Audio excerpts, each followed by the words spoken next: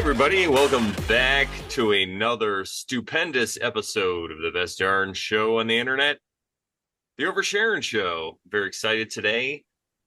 We have a guest, and we're going to be talking about a topic that we've talked about in the past, but we have some slides, and we're coming very professional actually this time. Last time was just a little conversation. This time we prepared a little more, but we are going to overshare in typical oversharing fashion, so I'm excited about that. And before I introduce the guest or do anything else, I'm going to bring up the quote.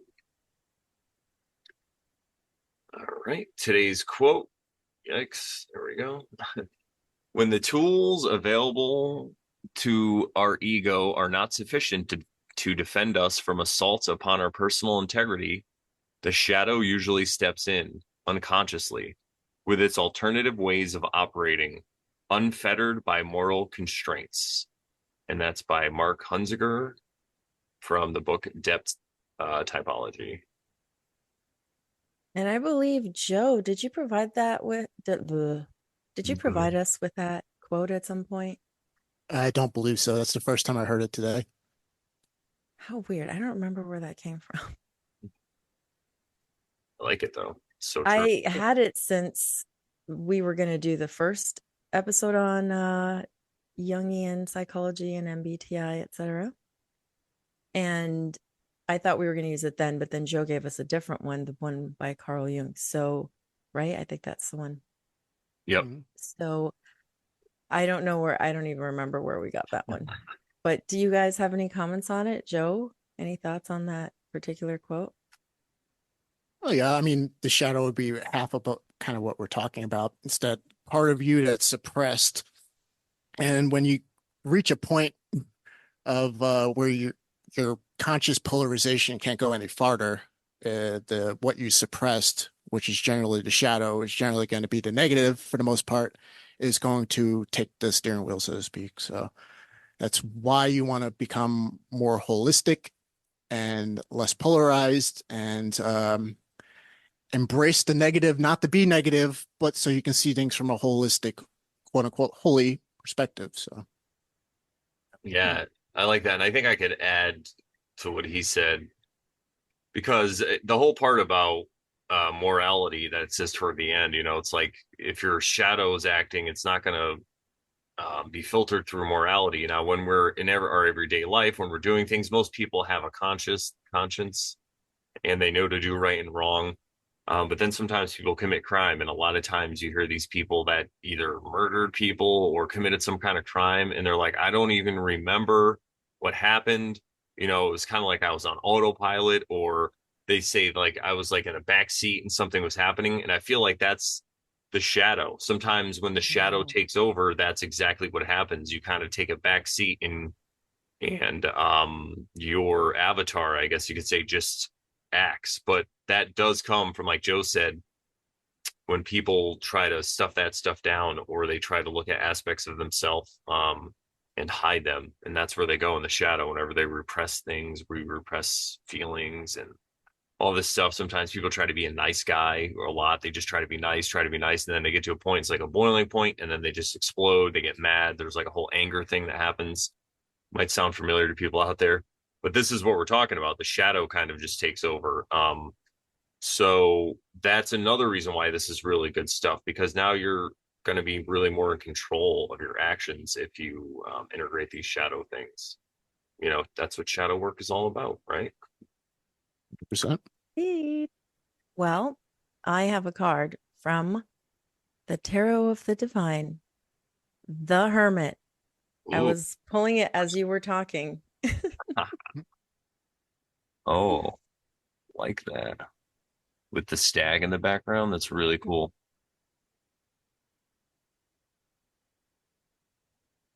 Nice. Indeed. And I will read from the book. It says, The Druid and the White Stag, from Ireland, Celtic legend. The hermit represents solitude and leaving responsibilities behind to focus inward. In the Celtic myth, the elusive white stag encourages people to drop everything and pursue spirituality. Wow.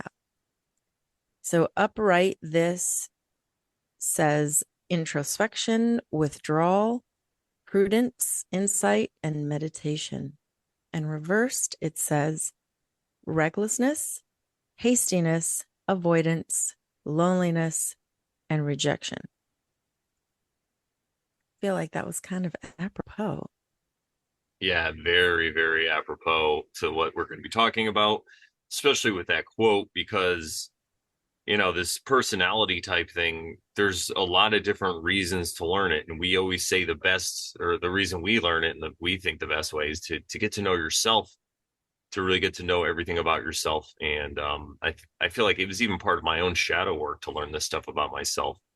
And in that time, I was quite a hermit. So one of the steps that you might have to go through, dear listener or watcher of the show, is you might have to take some time and be alone, or at least schedule quiet time alone, where you could either meditate or just be with your thoughts, be with your own, what's going on, instead of trying to run away. And that's a great way to help to integrate the shadow, I feel, because it's going to come up, whatever it is, whatever's on your mind, it'll tell you, when you're in a quiet room. So. Mhm. Indeed. Well, we are joined once again, by our friend Joe. And as we already mentioned, as you can probably see from the thumbnail of the description, I guess for those listening on audio, they can't tell, but we just mentioned it anyway. We will be talking about Jungian psychology, the MBTI topic that we discussed on a previous episode with Joe. That was episode 101. And today I decided over the last several weeks to put some slides together, because that's how an ENTJ mind works. I need it to make sense. I need it to be clear. I need to put it in like a format that is, concise and clear. And I need charts, and I need I need those kinds of things. So we'll just say last time was just a chit chat. And I wasn't really, honestly, I did a, shall I say, a Brandon, where I just was like, okay, we'll just let go. We'll just chat. Like, I won't be like nitpicky about it. I won't like set up all these like things, and I'll just let us talk about it. We'll chit chat. So that was our intro, I guess we could say, to what we're calling personality typology, or what other people call that. Some people call it Jungian psychology, MBTI, Myers-Briggs type indicator discussions. So we have these slides. I have these slides, and I will be going through them. And I'll warn everybody, there's about 30 slides. They're not all material filled slides. Some of them are like section slides. But I will have Brandon and Joe here to provide any commentary on the slides, and we'll go through those. We'll see how long that takes. And then after that, we'll have some more discussion, perhaps on the typing process, and Joe can give us a little bit more information, like maybe an intro to that discussion. And maybe in a future episode, we can go into more detail. So we shall Yeah, see. if you want us to go into more detail, leave comments. Or if you have any questions about the things that we cover, let us know. Or anything to add, all that stuff. And before I bring up the slides, the last thing I will say is, if you're new to the Oversharon show, thank you and welcome. Yes, we do like the Myers-Briggs here, but it's not what we live and die by. What we do on the show is we kind of just use what works for us out of any system that we find. We take the truth, distill it, what works, and the MBTI seems to work really well. So that's why we're going to be focusing on it today. So thank you and welcome if you're new, and if you're not new, hey, thanks for being an Oversharonite. We love you. Make sure you hit the thumbs up, all that stuff. You guys know the deal. Subscribe if you're new. All right.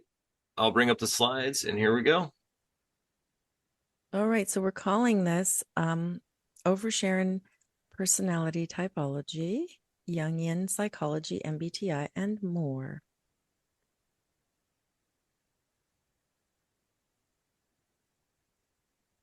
And this is the quote that Joe had read for that first episode we did. It says, sensation tells you that something exists, thinking tells you what it is, feeling tells you whether it is agreeable or not, and intuition tells you when it comes and where it is going.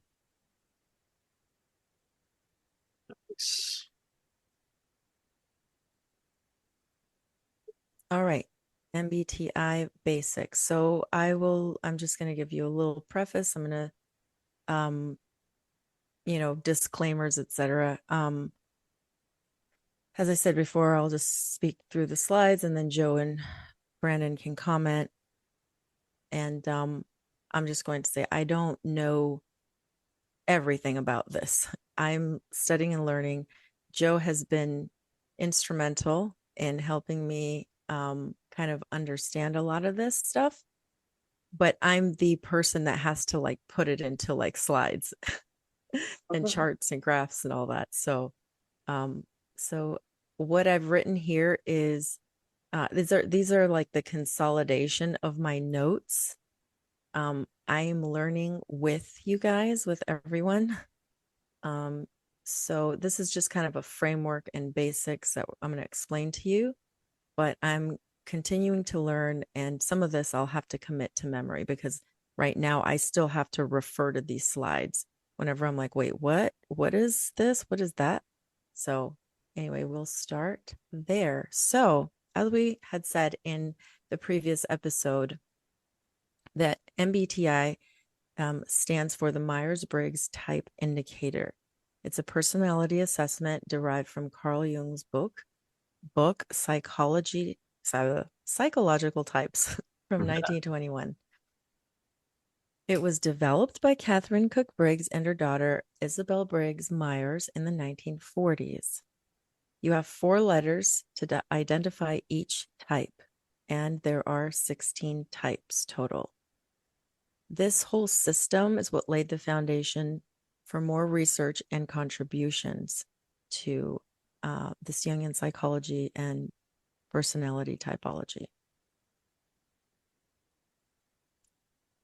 So why do we care about this? Well, we said it in the last episode too, but it is useful as a roadmap to self-knowledge. You know, the quote, know thyself. It reveals deep insights into our personalities. We can learn to overcome personal tendencies or patterns of belief. We can become better versions of ourselves, not excusing our bad behavior.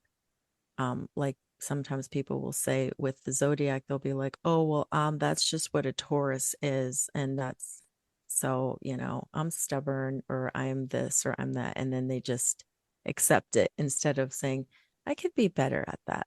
I could do better. Yeah, I think that's a really good point. Thank you for that, Sharon. We don't, the Myers-Briggs, just because I'm allegedly an INTP, just allegedly I'm an INTP, so I have all these traits and I'm supposed to be a certain way. I could learn that about myself, continue to act that way and piss people off in certain ways and just say, it's just my type, deal with it.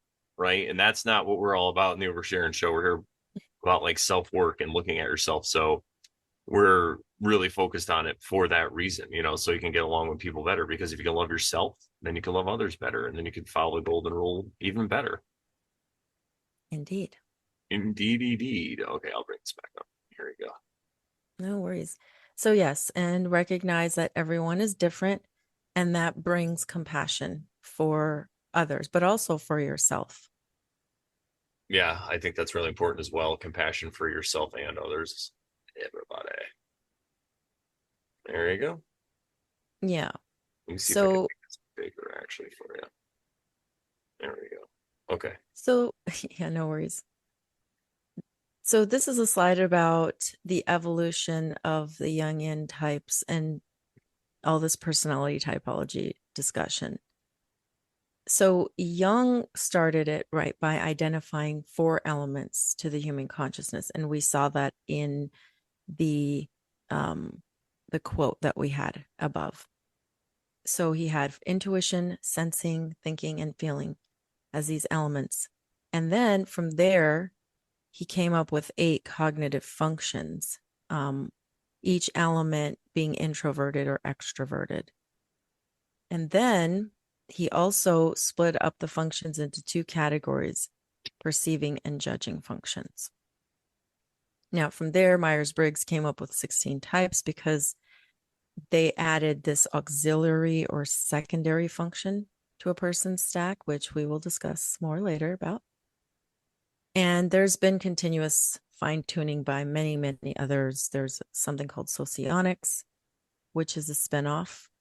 It's a little different than MBTI. So we don't really look into that much, but there's other people that we have referenced. John Beebe came up with the cognitive attitudes. Linda Behrens identified temperaments and interaction styles in order to triangulate using a psychometric grid, which we showed in the last episode we did. We can show it again later, but Joe actually came up with a slightly different grid that is more helpful to him and could probably be helpful to us as we start to learn how to type. All right, and then we have Dario Nardi, who found subtypes of each personality. And if you scroll a little bit more, Brandon, we also have Dave Superpowers of objective personality, who found more subtypes. But I will say, sorry, Dario Nardi found 64 subtypes of each personality based on nature versus nurture. And then Dave Superpowers found like 512 subtypes.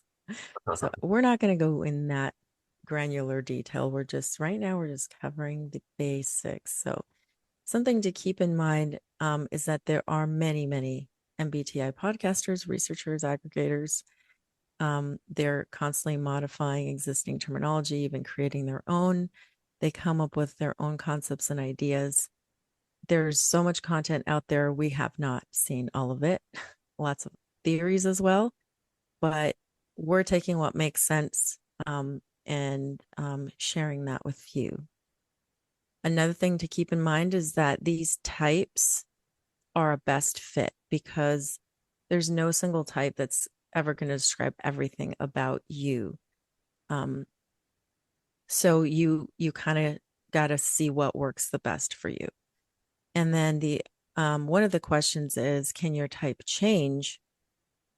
And we've talked about this. Really, we don't know, but people say no, it can't change. But what we encourage is that you can use this knowledge of the type that you've been, that resonates best for you to become more balanced. And either way, it's going to be helpful to you if you take it in that right way. And then the last thing I was going to note is that I'm using this Jungian spelling of extrovert that's with an A versus the one with an O. I never realized that. You just pointed something out I never realized. I just Yeah, the other day myself. yeah. Brandon was asking me the other day, why is it with an A? Yeah, I wasn't sure. One thing I did want to bring up quickly as well is as far as the types changing.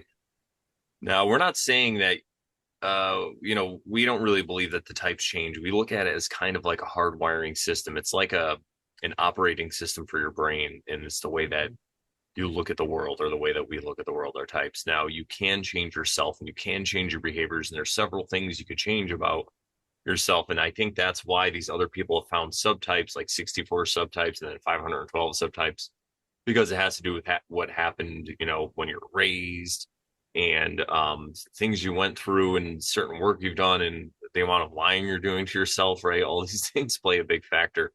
But the 16 types we find, we like those, to focus on those, because it really is like a good baseline, a good starting line. And if you are one of these personality types, chances are you are going to exhibit this behavior, or this is how you're going to look at the world. Now, it's all going to be different, of course, because everybody's different and all the life experiences, like we said.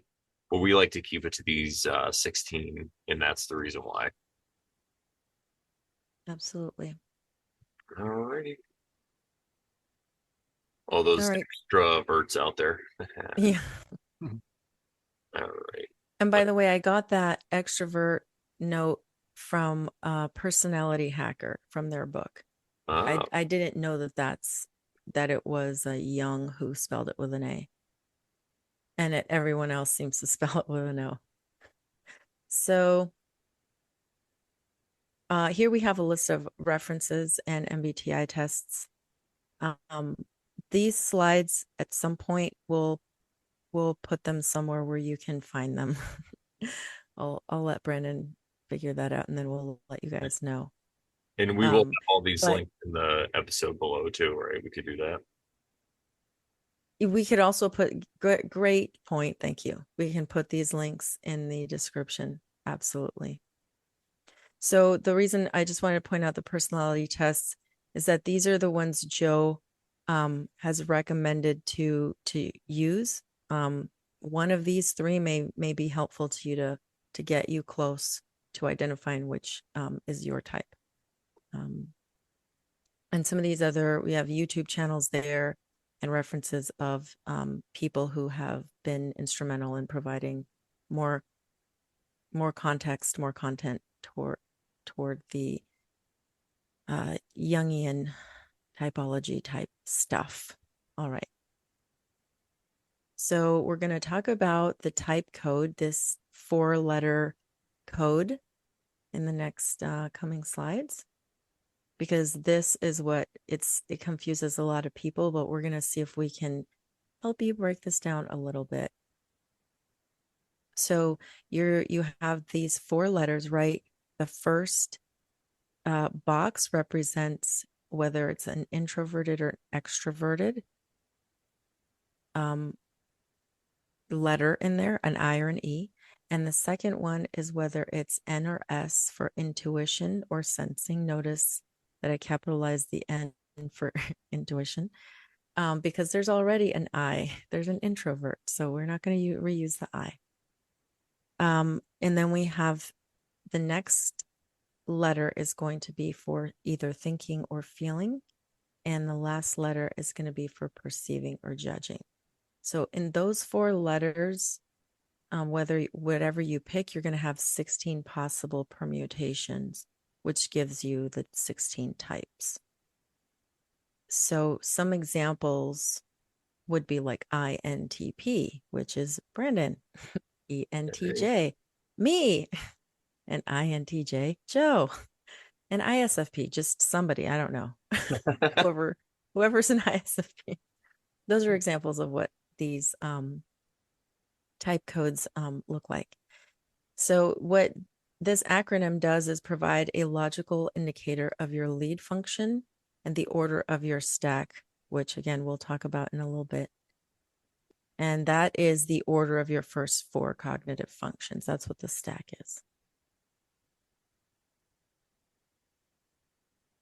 So for that first letter in the type code, introverted or extroverted, it's been described by some people as how you get your energy, but I have found that to be a little bit confusing, so I don't like to focus on that.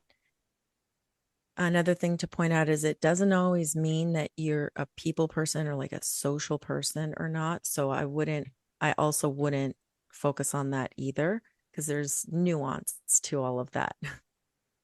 So what this letter pertains to is the tendency or the preference of your lead function. And that we'll talk about the stack and the functions in a little bit, but that's what this pertains to. It shows your preference for either the internal or the external world.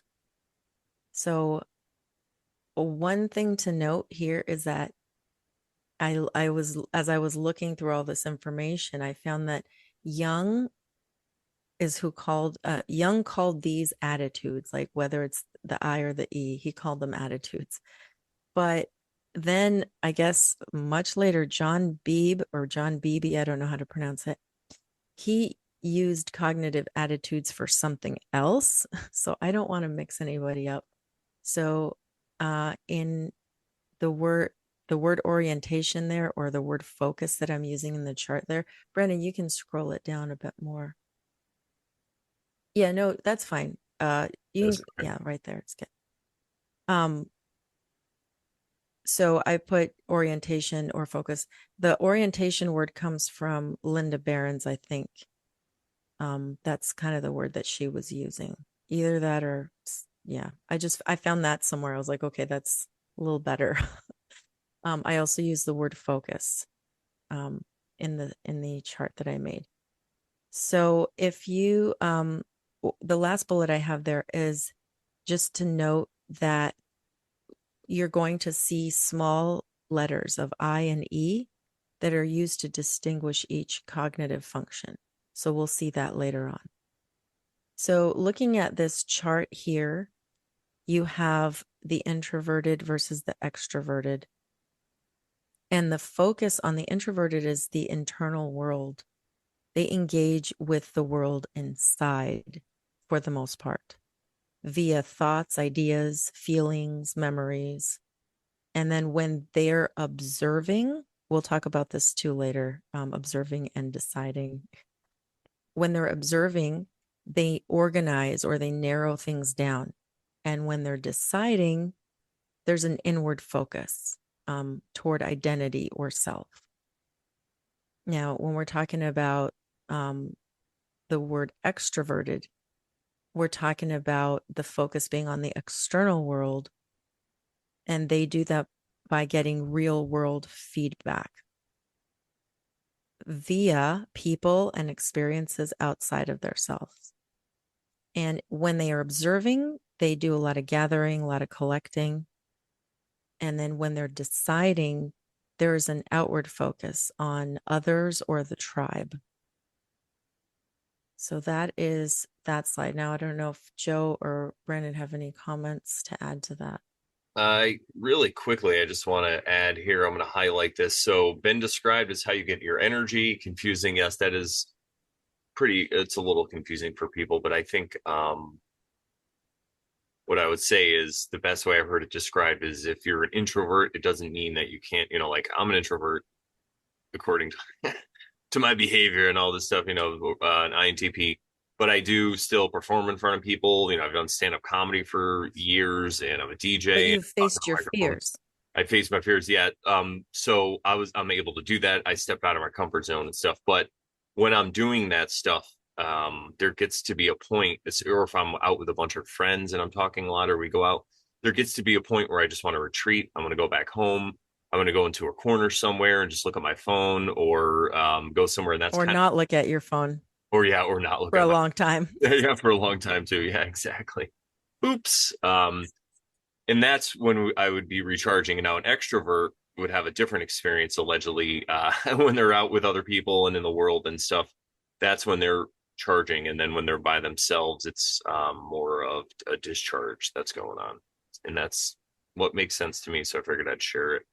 Joe, is there Joe, I want you to comment a little because I feel like you understand the whole, like my being an ENTJ and being an extrovert, but still finding that I like my time alone. So if you have any comments on that.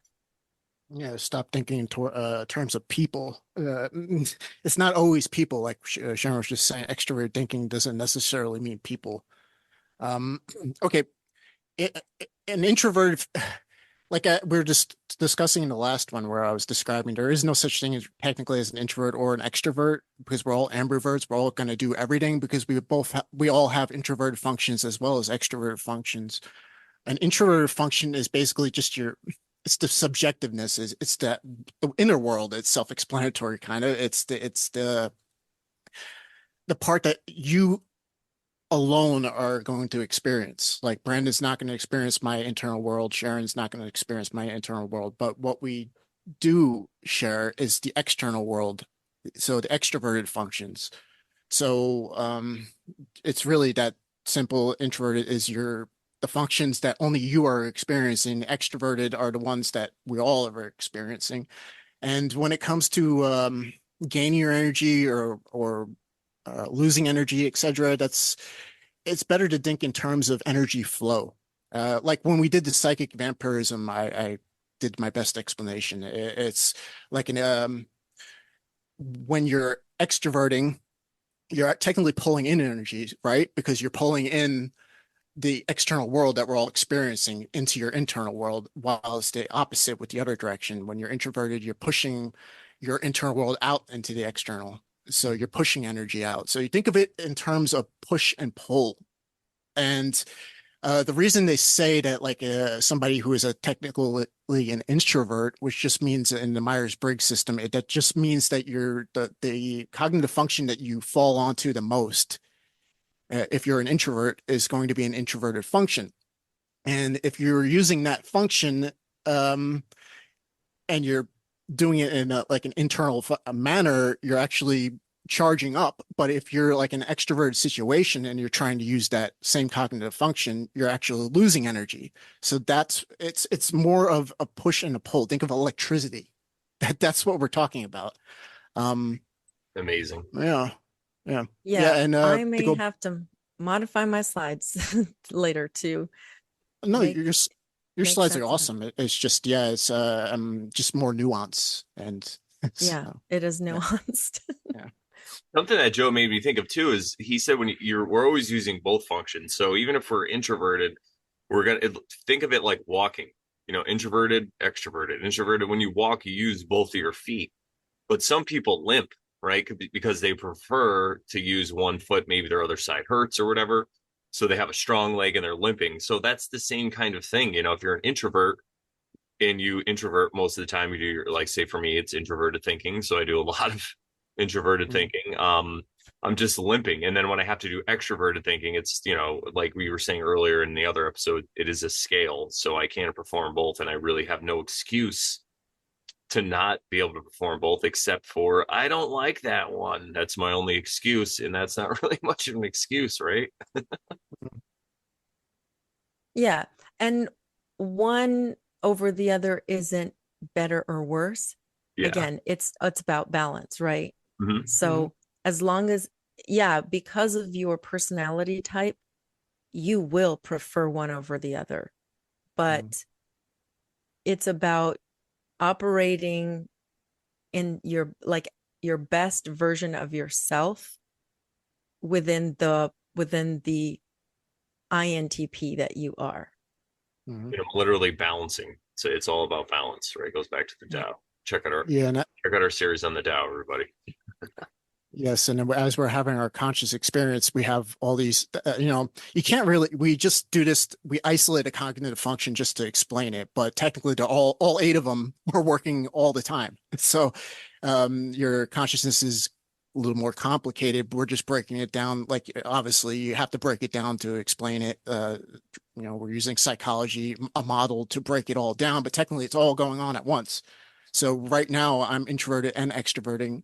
I'm focusing more on the extroverting because I'm talking, I'm speaking my thoughts out loud. I'm using my extroverted thinking in a sense. But but technically they're all going on simultaneously right now in my consciousness. So if you really want to think of, okay, what if we cut off the external world completely? What's a good time situation? Think of a dream that you're 100% introverted, no extroversion, a dream. And the only really good like example I could think of 100% extroverting is, have you ever been in the zone? Like they talk about the zone, like I don't know, you're playing basketball, right? And you can't miss a shot and you're not thinking about anything. You're completely absorbed Flow into the state. external world. Yeah, a flow state. That's 100% almost extroverted, or from what I can figure at least. But so you can think of it like that. But technically, in our conscious experience right now, we're experiencing introversion and extroversion. We're experiencing our inner world, our feelings, and our thoughts, and blah blah blah. We're extroverting at the same time. So we're having this discussion. I'm looking at my computer, on and on and on. So we're just isolating to explain a model, but all this stuff is going on all the time. And if you have a preference because of your personality towards an introverted function, we say you're an introvert. If you have a preference to the extroverted, we say you're an extrovert. So Well said. And the last thing I'll say, and then we could get back to the slides, is remember, everybody, this is just a model. All these things are models. And I heard this by somebody really smart said this recently. A map is just a model, right? A map of the land. It was Joe that said that I heard. Is just a model, and it's not going to show you exactly what's there, but it's just a guide. So it goes along just what Joe said. You can just dissect these things and break them down, but everything's always going on at once. It's like a car. You know, you have an engine, a transmission, all these different things going on at once. Right now, we're just talking about the engine. We're talking about the compression and piston number two. You know, like we're getting very Yeah. technical things here. So Great way of putting it, Brandon. Yeah. Perfect. thank you. That's what I do. Buffy.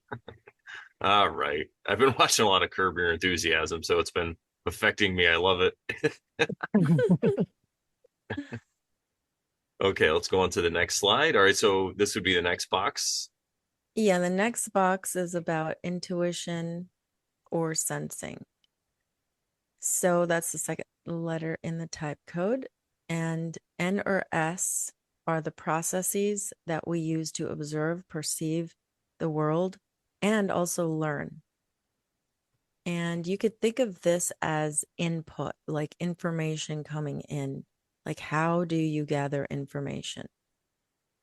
This letter will tell you your preferred observing function. So whether it's going to be an N or an S, cognitive function, and which one of those will come before the other in the stack. Again, we'll get to the stack in a bit, but that's what this letter's telling you.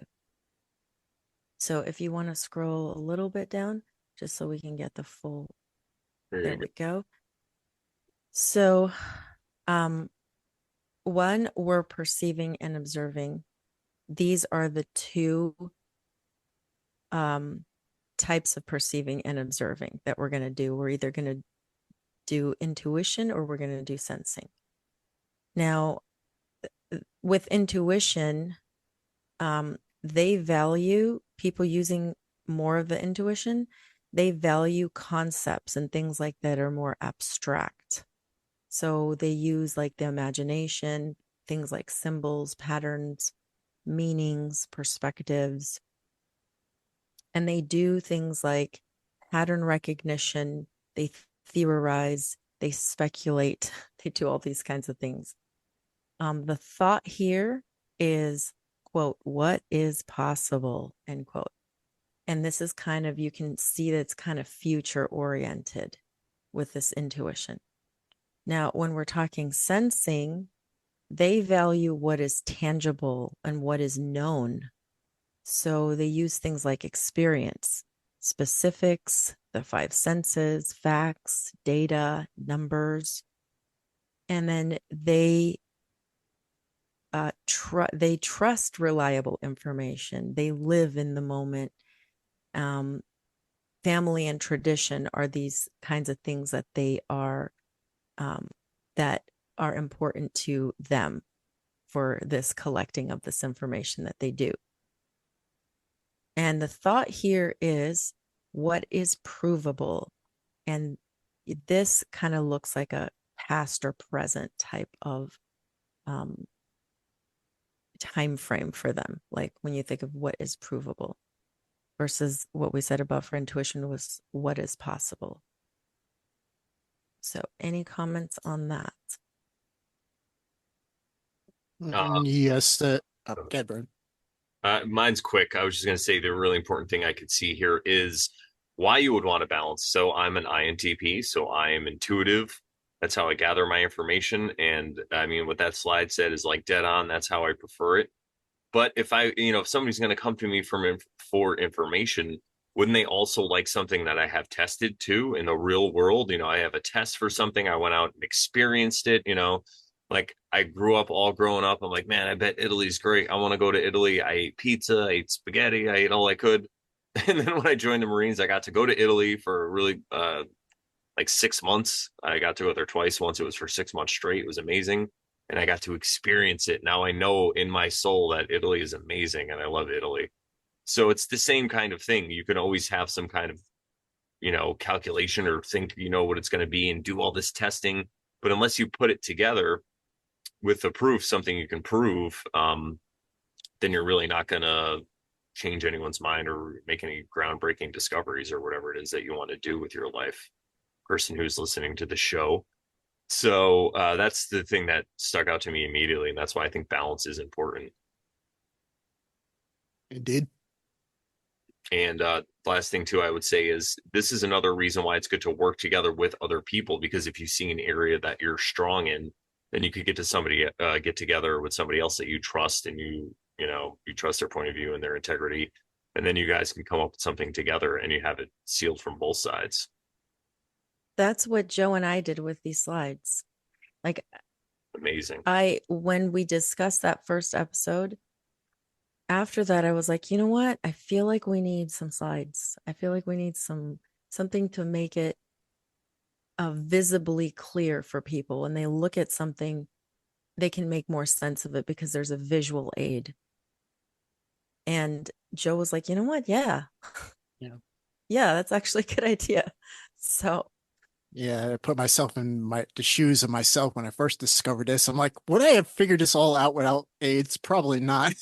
I was like, yeah, that's a really good idea to put together visuals. So, yeah. Did yeah. you have any comments about this slide or information on this slide?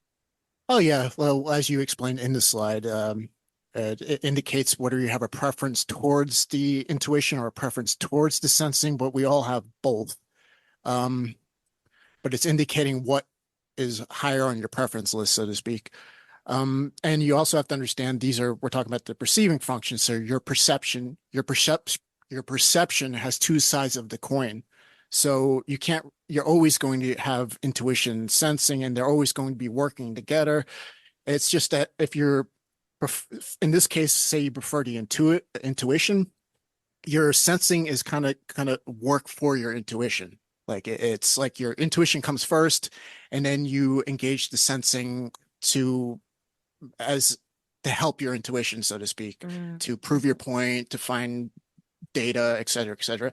And if you prefer the sensing, it's the opposite. Like your intuition becomes, in sense, I keep wanting to say slave in a sense, I guess that works, but It it works. works. Yeah, it works for your sensing. Your intuition works for your sensing. So you don't make an abstraction first. You do your sensing thing. You're putting together the sensory data, the experiential, et cetera, and then you engage the intuition. So that's also when you have a preference, because everybody's going to have sensing and intuition. Or when we get to the judging functions, you're thinking and feeling, it's everybody's going to lean towards one part of the axis, and whatever is in front of the other is going to be like the boss of your perception, the boss of your judging, and the other one's going to insist it. And when it's like, for instance, we talked about this a little last time, but like Brandon and Sharon, they have they have the auxiliary and tertiary functions is the perceiving functions. So it's more of a 60-40 kind of ratio. So it's more in a balance anyway. So you're going to be kind of balanced using your perception. But if you're like me and you have it like in the front, then it's more like an 80-20-90-10 kind of ratio. So I'm really using the intuition, and I might get around to the sensing, but I knowing this, I force myself to be more sensing. I force myself, like, so I don't have the whole world crash down on me because my abstraction was all fucked up. Like, I actually will start doing the work before I get to that point and adjust my intuition as needed. So, How but do you yeah, do so I that? just wanted to add that. How do I do that? How do you force yourself to judge, yeah, or to sense? I just understand that I could be jumping to a conclusion, that I could be not have enough information, and I just consciously am aware of that, partly because of this. And so I immediately start, okay, let me start looking into the actual data. Does this match up? Is the actual data, when I'm putting the pattern together, matching up with this abstraction? And if it's not, then I have to figure out why it's not. And if that means destroying my abstraction to get to that point, which is usually what's going to happen to some degree, I'm going to do that. Because that's, if you're trying to perceive what the truth is, you got to use both of those, your whole perception, not just one side of the coin. They have to work together. And I know I'm going to use my intuition more than my sensing. So I'm going to make sure I'm going to gauge my sensing and fix the problem before it crashes down on my head, so to speak. Yeah, that makes sense. It just seems like you're taking a more grounded approach is really what, you're kind of Yeah. grounding yourself in the real or the physical or the what's out there world as opposed to just running with the internal. All right, cool. Thanks for that clarification. Yep, no problem. Slides. Sure. Slides, anyone? Oops, I just was hitting end meeting. That's not Uh-oh. what we want to do. All right, thinking and feeling. This is the next box. So this is the third letter in the type code, and it's about thinking or feeling, which are processes for judging and making decisions. So as we saw before, that stuff was input. Intuition and sensing was like an input, right? You can think of thinking and feeling as an output. So it's like, how do you determine the value of an idea, situation, or an object? And how do you assess, evaluate, and draw conclusions about it? So after you've taken in your info with the intuition and sensing, you're going to output with your feeling and your thinking, because these are judging and deciding functions. All right, so this letter, like the other one, tells you your preferred deciding function. So which one will come before the other in the stack? So when we're looking at thinking, a, like a when you're doing the thinking, it's about impersonal metrics. Things like objective criteria, principles, reason, logic, rationale, common sense. And the thought here is, I'll do this because it makes sense and it works. Now, with feeling, it's about human-based considerations. I don't really like the word human, but I don't know how else to describe this. Uh, yep. Huh? I was just going to say the feeling is very, it's like animal based. It's the animal brain, and the thinking is that front neocortex, so to speak, and it's working together. You could think of like a cat. They're not really having much thinking, but they're making their decisions based on their feelings. So, but Okay, anyway, okay. yeah. Oh, that's okay. Well, that's interesting. So I took those two words, I think impersonal metrics, human-based considerations, from the personality hacker um information, because that kind of made more sense to me than what I had before, the way I understood it. So but yeah, this is more like yeah, I don't know what word to use, but yes. We'll move on. So feeling is about these like maybe human or animal based considerations. And it's things like importance, appropriateness, social considerations, and the value given to something, if you like it or dislike it, or if it's good or bad, that sort of thing. And the thought here would be, I'll do this because I like it, or other people like it. Any comments, Brandon, Joe? I could say that going along with what Joe said, the feeling to me seems more like reacting, like you kind of are just reacting to something. And then the thinking is when you are actually pondering it, thinking it, and you choose. And it's funny because I know exactly that point now because I've got to a point where I've really learned to listen to my intuition because I get these feelings sometimes, they just pop up and I have no idea where they come from. Sometimes it'll just be a certain way to go home. It'll be like, no, you should just go this way. Like I have a feeling, just feels right to take a right. And I've done it both ways where I've gone right, I went that way, and then sometimes I'll see somebody on the road that I know, or run into somebody, or something good will happen, or and then I've also had it the other way where I don't listen to that. I listen to my thinking mind because it's like, no, this way is shorter. It makes more sense. Let's go this way. That's the way to me that makes sense. So I'll go that way, and then something might happen. I might get a flat tire, or get stuck in traffic or something like that. And that's really what it feels to me. Sometimes you have to make that decision, like we talk about balance, right? It's not always what is right for everyone else or what the facts say. Sometimes it's how people feel about things that you have to do. So you have to read the room, right? With these things. But yeah, that's interesting to me. I'm making some more correlations myself here. I like it. Yeah, the feeling, like I was saying earlier, is like it's the old animal brain. It's not a bad thing either because you wouldn't make decisions quick enough if you relied completely on your thinking. Like thinking and feeling go together. That you build up reasons and you're sculpting these feeling. That feeling, your feeling is just your values, like we explained last time. It's what you like and what you dislike, and thinking is the reasoning to the feeling. And like if you're a lead thinker, you're come up with reasons first and you're shaping your feeling. And then it's the other way around. You have more of the feeling going on and you're finding reasons to confirm your feeling, like the other way around. Um, but it's you need the feeling, I say it's the animal brain, but it's very important because we couldn't like your feelings being shaped by your thinking. It's like I said, it's tied together. So if you had to make a decision, like if you have to like think it out all the time, it's like too late sometimes to make the decision. You need to make the decision right away. So you think of your feeling as like you're like all your thinking crammed into like a feeling. And so immediately when something comes up, you just realize it and then the feeling triggers. So it's like just a button, like oop, like while thinking is, you got to stretch out the reasoning. It's a little more linear. While the feeling is more like black and white, off, on, and instantaneous, like so. Yeah, this also reminds me, I like what you said because it is such a reaction thing. And it really reminds me of people when they start to do spiritual work.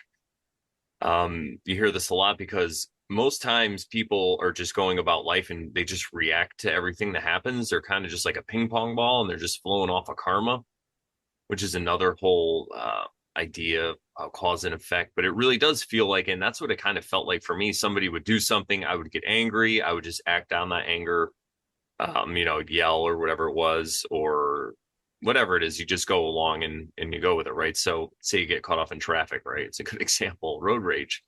I would just get pissed, yell at them, try to pass them, whatever, all these things. And now when that something happens, somebody takes an action, I have a little space in there and I could think about it. Now, sometimes Joe's exactly right. Someone pulls in your lane and you don't have time to think. You just have to move, right? You have to react and go with it. And I think that that's a really good thing about balancing all these and doing spiritual work is because you really get to choose what you want to do. Am I going to just react to what happened, or is this something that doesn't need my reaction? It needs me to think about it some more and think about a better way to react to the situation. Or, did somebody just pull into my lane? They're about to hit me, and you just do it. You just react. So it's good. Not that any of these things, like you were saying, are good or bad. It's just better to have a choice. Because if you don't have a choice and you're just reacting and you're living your whole life off of reactions, you could kind of think of yourself as a slave because you're not even really exhibiting free will at that point. It's just an illusion, I think. You think you're making choices, but you end up in the same circumstances and the same bad situations that you always do. Something we talk about here a lot in the Oversharing show. Yep. Oh, is he breaking up? I don't know. Joe, you there? Are we loose? This is a good time to do a commercial. Hey, everybody, go to More Laws, More Oh, yes. He's breaking up. Maybe his internet is slowing down. Yeah. Oh, he'll be Hey, back. you guys got me again? Yeah, they were Yeah. back. Oh, thank God. Yeah, my sound card cut out. Occasionally it does that. Oh, okay. Oh, Of course, Oh, but anyway. almost thought your internet was down. I was like, no. No, this time not that. My sound card for the audio interface. Sometimes it cuts out, but it's back. So. sweet. Perfect. So, did you have anything else or do we move to the next slide? Joe, do you have anything you want to I don't remember what was going on up until I cut out. add? So we'll It's just okay. keep Talking about, I think we covered all of it. We're talking about basically Yeah. just reacting versus acting, really. So, perceiving and judging is the next slide. It's the fourth letter in the type code. And this actually indicates your dominant extroverted function. We'll talk about cognitive functions in a little bit so you understand, but this like we said before, these 4 letters are just a way for you to know the order of your stack of all of your 4 functions in your stack. So now when we're looking at this chart or whatever, this thing that I put together, what do you call this thing? Table? Yeah. So perceiving is what I've heard and what I understand it to be. Perceiving is about processing. And when you're observing, more is better. You gather as many observations as you can. It's unlimited and it's unorganized. In deciding, there's an inward focus, like, what do I think is the right decision? And then you go with that. And when we're talking about organizing their world, their external world, or I should say organizing their world, because yeah, this is a little bit confusing. Mhm. Because the last little bit that I got was from the uh personality hacker book. So this last column that says organizing their world. So perceivers organize their inner world to allow outer world freedom. And I'll explain more in a second. So when we're talking about judging, which is the I'll just keep going. When we're talking about judging, this is about closure. So less is more. When you're observing, you limit it to a few, you chew on those, and you organize them over and over. Now, when you're deciding, there's an outward focus. You look around, you get a good cross section of what others think, and then you decide. And then when organizing their world, a judger will organize their outer world to allow inner world freedom. Now, the examples that I remember from the personality hacker book about this were, for example, like, I'm an ENTJ, right? So the J is the judging function. Or I should say it's just the judging portion. But as a quote judger, I organize my outer world to allow for inner world freedom. And so they were saying, and this was like, it described me to like a T, basically. When I feel like my desk is a mess or like my space around me is a mess, I cannot concentrate. It is, I feel like I have to get my stuff organized so that I can think. And that made sense to me. I guess perceivers have to do something different. So they have to feel organized in their inner world. And this allows for their outer world freedom. So I think in the book, they say that, for example, you'll see things thrown around, like clothing on the floor, whatever. Like, they don't, their outer world doesn't have to be all organized, because their inner world is, like, their mind and everything is already there. So it doesn't matter what their outer world looks like. So anyway, that's what I so far can understand it to be. But Brandon, Joe, any comments? No, that's interesting. That it makes sense. But yeah, it's just all that letter is really indicating is if you have a what is the extroverted the your link go-to extroverted function? Is it a perceiving function or a judging function? So that's why Yeah, I both, forgot even to though read that bullet point. yeah, so like both me and Sharon are quote unquote have a J in our indicator because our lead extroverted function is extroverted thinking. Sharon uses it as her savior, and I use it Element. as my secondary function. But that's why we have a J in there. And the things you were just describing is interesting. That's actually the first time I kind of heard that. But I haven't got to that part yet, I guess. But Yeah, it makes no worries. sense thinking about it. So yeah. Yeah. So they like I also saw this somewhere else, and it might have been like uh Frank James, is that his name? I think so. He's funny, but I think I got this from him. So he says the perceivers appear disorganized, spontaneous, and like their life looks messy. Um, and judgers will appear organized and like they're planned ahead. Again, it's not to say that one is worse or better than the other. It's just like we just pointed out, it's their internal versus their external. So for a judger like me to feel organized in my mind or to begin to feel organized in my mind, I feel like I have to be organized in my outer space, in my outer world. Now, it doesn't mean that I'm never messy. It just means that when I need to concentrate, things need to be like cleared up, cleaned up, and organized. A little better um than super messy. So then, that totally makes sense from my point of view. What I was going to ask Joe was, so the P for an INTP Mhm. stands for perceiving. So that would be my lead extroverted function. So what would be my Yeah, extroverted intuition? extrovert intuition. That's why you have a P in your indicator, because your lead Uh, extrovert, the your extroverted tendency that you go to is going to be your extroverted intuition.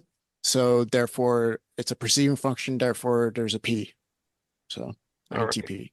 there we go. Mm. Back to All right.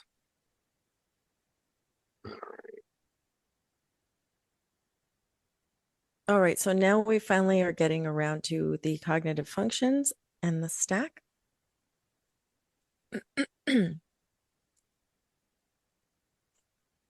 All right. So cognitive functions are also sometimes called cognitive processes. One is the way that Carl Jung began to use it, and then later on people changed it. So it's either one's fine. But this is the ways by which we process information in our minds. Carl Jung identified two groups of cognitive processes, the perceiving and the judging. So that's for the P and the J. Each group contains 4 functions for a total of 8 cognitive functions. And as Joe says before, we're always using them all, but the type code represents the unique order of our preferred usage, which we call the stack, or which I say other people call the stack. As you look at the 2 tables below, you'll notice that there's a small e or I to denote the orientation of each function, like I'd mentioned before. So this NE means extroverted intuition, and I means introverted intuition. SE is extroverted sensing. SI is introverted sensing. And for the judging and deciding cognitive functions, you have TE for extroverted thinking, TI for introverted thinking, FE for extroverted feeling, and FI for introverted feeling. And if there's any comments, you guys can comment, or I can go to the next no, I think. slide. What do you think, Joe? I think that's pretty self-explanatory myself. Yeah, I think so too. All right, so we come to this concept called the axis, and you might hear some people say this, so that's why I'm bringing it up, because if you hear it and you're like, wait, what the heck is that? I just want you to know. Each function pairs with its opposite. So for the perceiving and observing functions, the N and the S are always paired. And for the judging and deciding functions, the T and the F are always paired. And then the other thing to note is if one of them is introverted, the other will be extroverted. And these pairs, they're called an axis. Each pair would be called an axis. but you can think of them, it's, it's a little easier to think of them as like a polar opposite. I think Brandon was saying maybe to use the word like scale or spectrum. Yeah. Yeah, It can scale be works. kind of scale or spectrum. Yeah, it could be a couple other words that you can use to think about that. So per stack, there can only be 2 of the 4 pairs below, 1 from each table below. And the functions on the stack will appear in varying order, dictated by the type, which we shall see in the next slide. If you want to go to the next slide. So the stack can also be called by everybody, like I said, everybody calls them different things. So I'm just sharing for everyone's reference that the stack can also be called a hierarchy of functions, cognitive dynamics, type dynamics, and my personal favorite by Personality Hacker, the car model, which we'll show a little bit about that in a second. But you can see the table to the right, which has all 16 functions. And that's the stack. You have 1, 2, 3, 4, the dominant, auxiliary, tertiary, and inferior functions. Those are the standard names that you hear for these. And then just to keep going along on the slide, we have notes for what this is all about. So each type has 4 main cognitive functions. The stack is the order in which the person uses the functions, and they range from the most developed function to the least developed function. The first 2 would be what you might think of as like your strengths and your natural talents. And the last 2 are more like your weaknesses, things that you can work on. So there you have the 16 unique stacks and the types. And this is only part of the stack because, as we're going to see in a little bit, you also have a shadow. So we'll talk about that in a bit.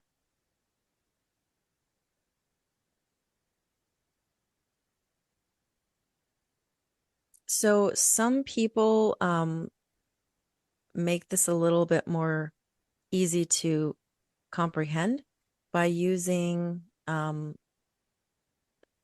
like pictures. And so I like how Dave's superpowers of objective personality uses graphics to show the axes and their imbalances. So for each type, you can see which one is the main, the most used, the lead function, as some people say. And then you can see you can see the 2 axes, right? How it's paired with another one. And then the other one is they're kind of like a seesaw, one on top of the other, sort of. So the axis or the pair with the lead and inferior functions is greatly imbalanced. Like Joe was saying earlier, you could say it's like a 90-10 or even an 80-20 type of balance. And then the 2 middle functions are the other axis, and they're a little bit more balanced. They're not as off center or offset.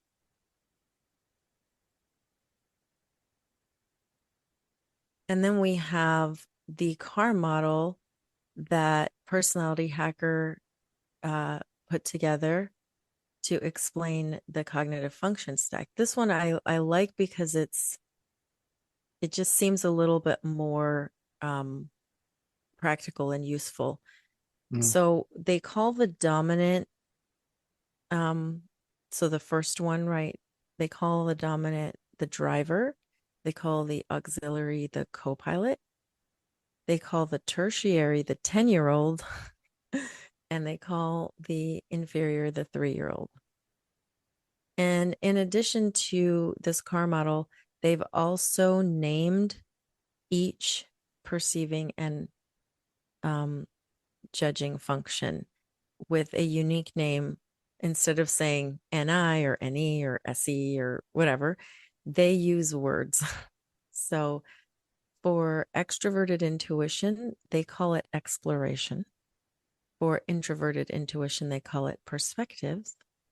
For extroverted sensing, they call it sensation. And for introverted sensing, they call it memory. For the judging functions, they call extroverted thinking effectiveness.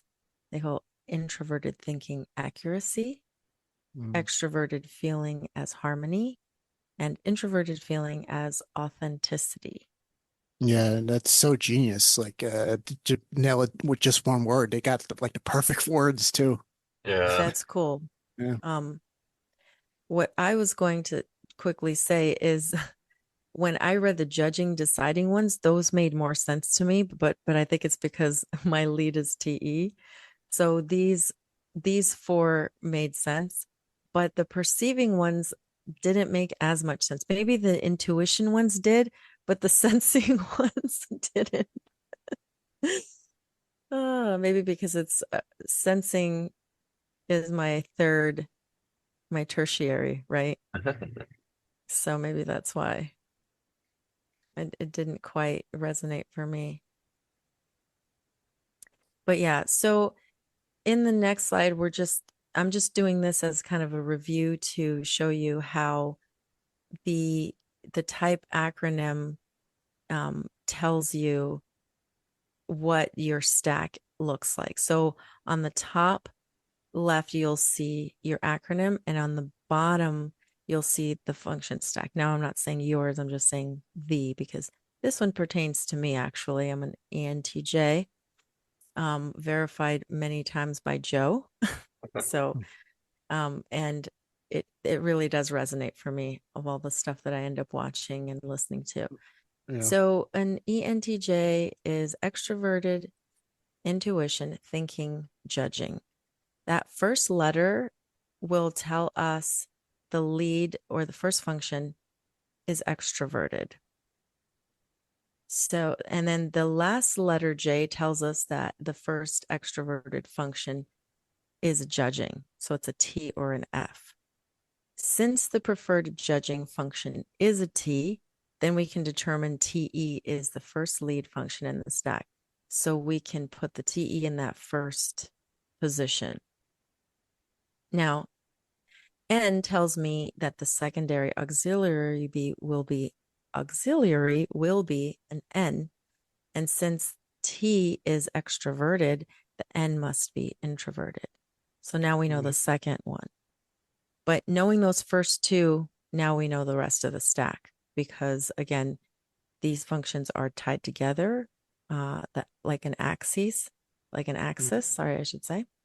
So the third one is going to be the pair that belongs to NI, and the fourth one's going to be the pair that belongs to TE.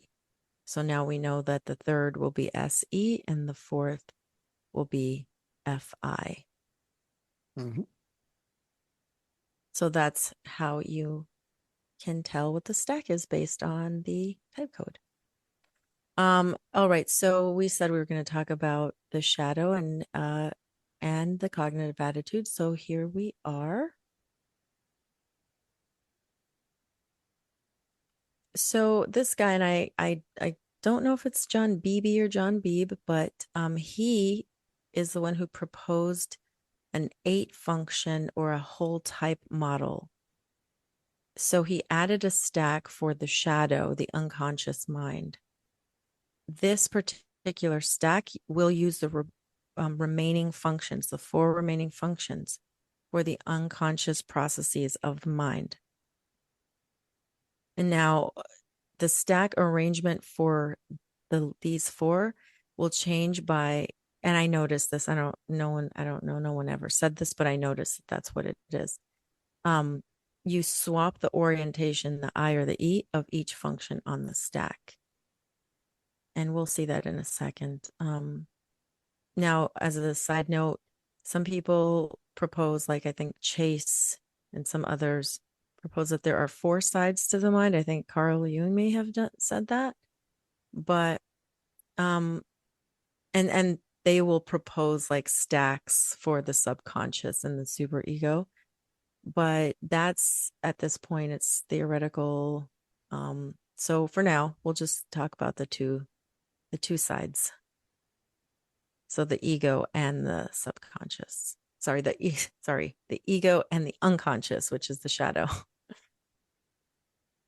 So as you can see in the next slide, you can see the ego type on the left hand, and then the unconscious, the shadow for the second stack that you have.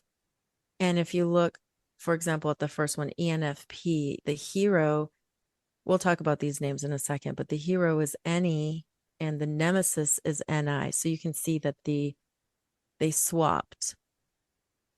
The NE went to NI, like I said earlier. And Brandon's highlighting the ENTP one.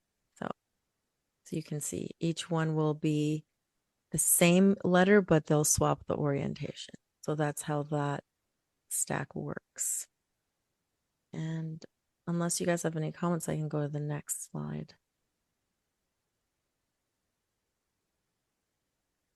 Yeah, the only thing I would like to add to that.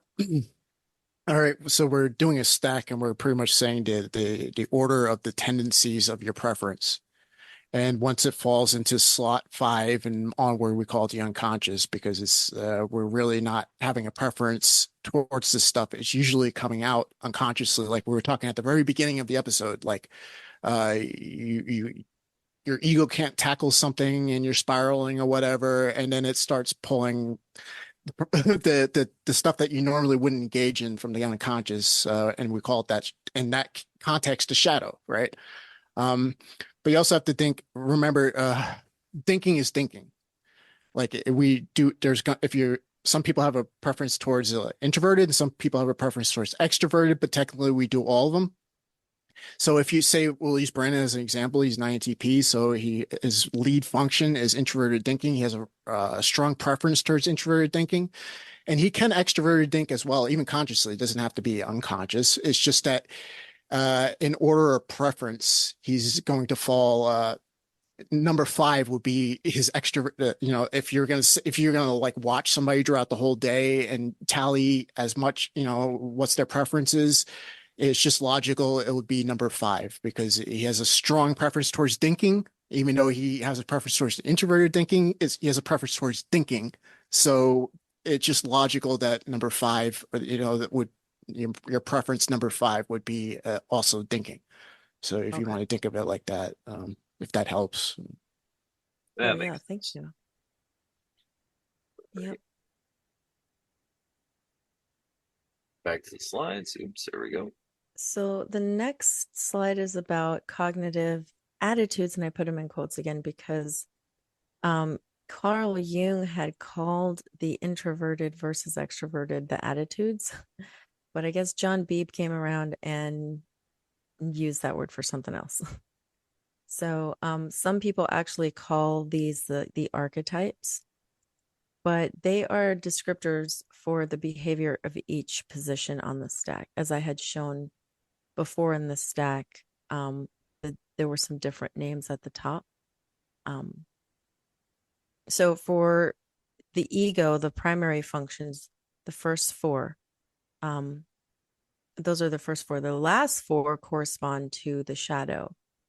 And these will go by different names based on content creator. I mean, everybody's going to be using different words for this, but for the most part, I think some of the main words for the ego, in order of 1, 2, 3, 4, you have the hero, the parent, the child, and the inferior. Those are the names of the functions, or attitudes, I should say, for the functions. And then the shadow for 5, 6, 7, and 8 positions, you have the nemesis, the critic, the trickster, and the demon.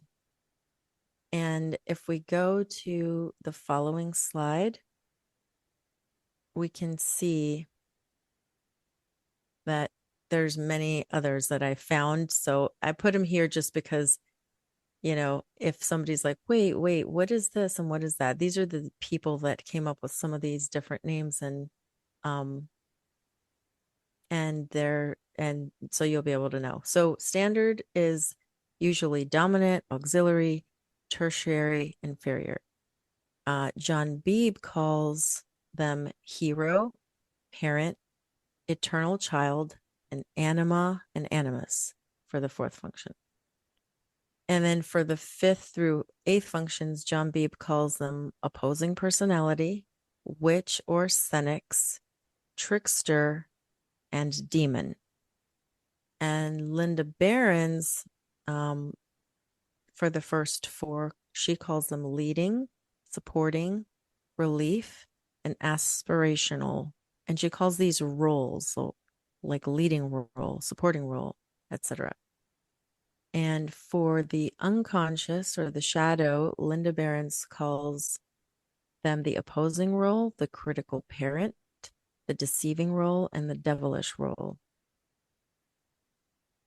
And then I've seen others, like they'll call the first function the savior. They'll call the fifth function the nemesis. They'll call the sixth function a cynic. And they'll call the seventh function the blind function. I don't know who came up with those. Those are just some that I've seen as well. And then Personality Hacker is the one who came up with the car model. So they call the first function the driver, the second one the co-pilot, the third the 10-year-old, and the fourth function they will call the 3-year-old.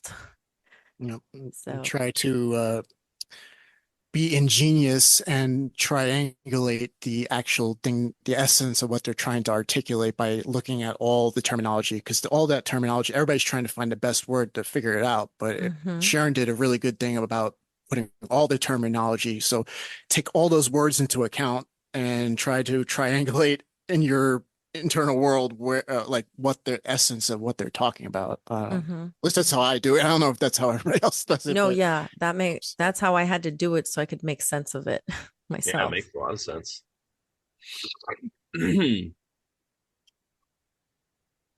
All right, we're coming up to the final slides. So this is about the cognitive functions. We're just going to go a little bit more detail. And then after this, we can do some more chit-chatting. So just scroll down a little bit more. You can, yeah, right there is good. So this is like a bird's eye view to understand the cognitive functions. And I mean, it's loosely based on objective personality. I kind of renamed a few things, but like this is basically kind of how they bird's eye view it. So when you're looking at the perceiving and observing functions, which for me, I was thinking about it as input, right? The NI and the NE are going to be based on concepts and the abstract. The SI and the SC will be based on the tangible and what is known. And then when you take that across the way, you can see how they do this perceiving, right? How they gather or how they take their input, right? Whether they organize it or gather it. So the introverted will organize and the extroverted will gather. And then when we're looking at judging functions, judging and deciding, to me, that's more like an output sort of thing. So you can see the thinking is about impersonal metrics and the feeling is about human-based metrics we were talking about earlier, like animal stuff too, that Joe was talking about. And when you take it across, you can see that the introverts will base it on identity and self, and the extroverts will base it on others and tribe. So I don't know if Joe and Brandon have anything to say about that. Nope. No. Okay. So this is how I kind of put it together in my mind as best I could. So that when you're trying to figure something out about whether it's perceiving, sorry, intuition or sensing or introverted or extroverted, you can kind of get an idea for how this perceiving is done. So if you look at extroverted intuition and introverted intuition, they're both based on concepts in the abstract, things like imagination, symbols, patterns, what is possible, things like that. And they do this, well, the extroverted intuitor will do this by gathering and collecting, hypothesizing and brainstorming. That's how they do things. The introverted intuition will narrow down and organize. So they do things like synthesizing, conceptualizing, and symbolizing. And when you're looking at sensing, both introverted and extroverted, this is about tangible things, the known. So experience, specifics, facts, data, five senses, what is provable. We talked about this before. And an extroverted sensor will gather and collect by doing things like participating, getting experience, doing things, noticing opportunities. That's an example. And the introverted sensor will narrow down and organize. So they review things, they link them together, they compare, contrast, that sort of thing. So I will leave it to you two to make any comments. Do you have any? I think it's pretty spot on. Yep. And I will say, if anybody's confused at this point right now, don't worry about it. As you get into it and learn it, you can always come back to these things and it'll make a lot more sense to you. Yeah, absolutely. And that's why I just put it into like a table format. But this, for now, this may not make like any sense to you right now. But I tried to make it as simple as I could. All right, so this is about the judging and deciding. So the output. All right, so if we look at thinking, thinking is based on impersonal metrics, things like principles, objective criteria, reason, logic, rationale, common sense. And the extroverted thinker is focused outward. So you could think of it like they might ask, will this be effective for others? So they do contingency planning, scheduling, quantifying, charts, tables, graphs, outlines. Me, anybody? That's me. And then the introverted thinker, which is Brandon. That's me. He's focused inward. So I don't know if this resonates for him, but here's the question he might ask: how accurate can I be? And he does this by internal reasoning, deriving, refining, problem solving, taking ideas apart. I don't know. Does that resonate for you, Brandon? Yeah, 100%. Okay, good. Because then I understood the material. So then we look at feeling, which is based on human-based metrics. So things like importance, appropriateness, taking social considerations into account. And the extroverted feeler will look at what is valued by others. So they might say, like, what brings harmony? So they consider others, they're accommodating, they're connecting, they think about social graces and social needs, those kinds of things. While the introverted feeler thinks about what their own self values, what they value for themselves. So their question might be, how can I be authentic? And they do this by weighing their beliefs, thinking about their desires, the morality of things, going with their gut feelings or their reactions, that sort of thing. Any comments? No, I think pretty All right, that's the self-explanatory. last slide. all right. So we're done with the intro. Nice. Thank you. You're welcome. Great, great table, by the way. Great slides. Yeah, good job, Sharon. I could, Grazie. the only thing I can think of maybe is on the last four ones, you could put, you know how in the beginning you put the four boxes with the X's, you could put the boxes just so people could see where on their chart it is. But other than that, I mean, it's pretty spot Can you on. explain that again? Oh, maybe I'm wrong here. I'm gonna bring it No, no, back. no. Yeah, just tell Uh, me what you were thinking. so like Okay. this is the judging. So you put like the four boxes, one, two, three, and then say this is what goes in here. And then this is the perceiving. So that's the third box, right? Any like INTP, for example. Did I get that right, or am I wrong with that? I don't, yeah, this isn't one of the explanations for the four letters. This is more of when you're looking at the cognitive functions and Oh each yeah, I guess. cognitive function Yeah, I and see. how each cognitive function can be described, Okay, I see what you're saying. All right. right, Never Joe? mind then. Yeah.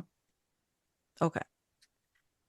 So So, that's kind of the gist of the basics of MBTI. As we look into more things, if you guys want, we can do a little bit more depth on other stuff as we move on into these deeper topics. But for now, I wanted to get into a chit chat with Joe about just kind of a general information about the typing process and kind of like who he's referenced and how he's learned some of his material. And I can, at some point when he's ready, I can bring up the type grid that he made. And Yeah. over time, if it changes, we'll refine it and stuff. But for now, this is what he has come up with that has been helpful to him. All right. May you pull up the grid right now before I start? Oh yeah, sure. Let me.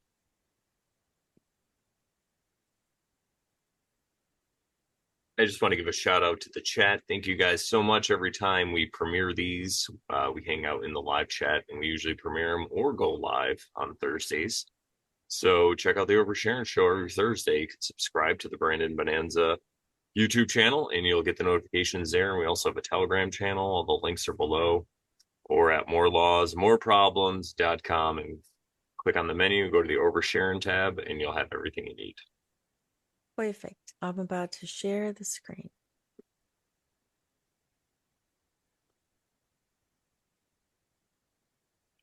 All right.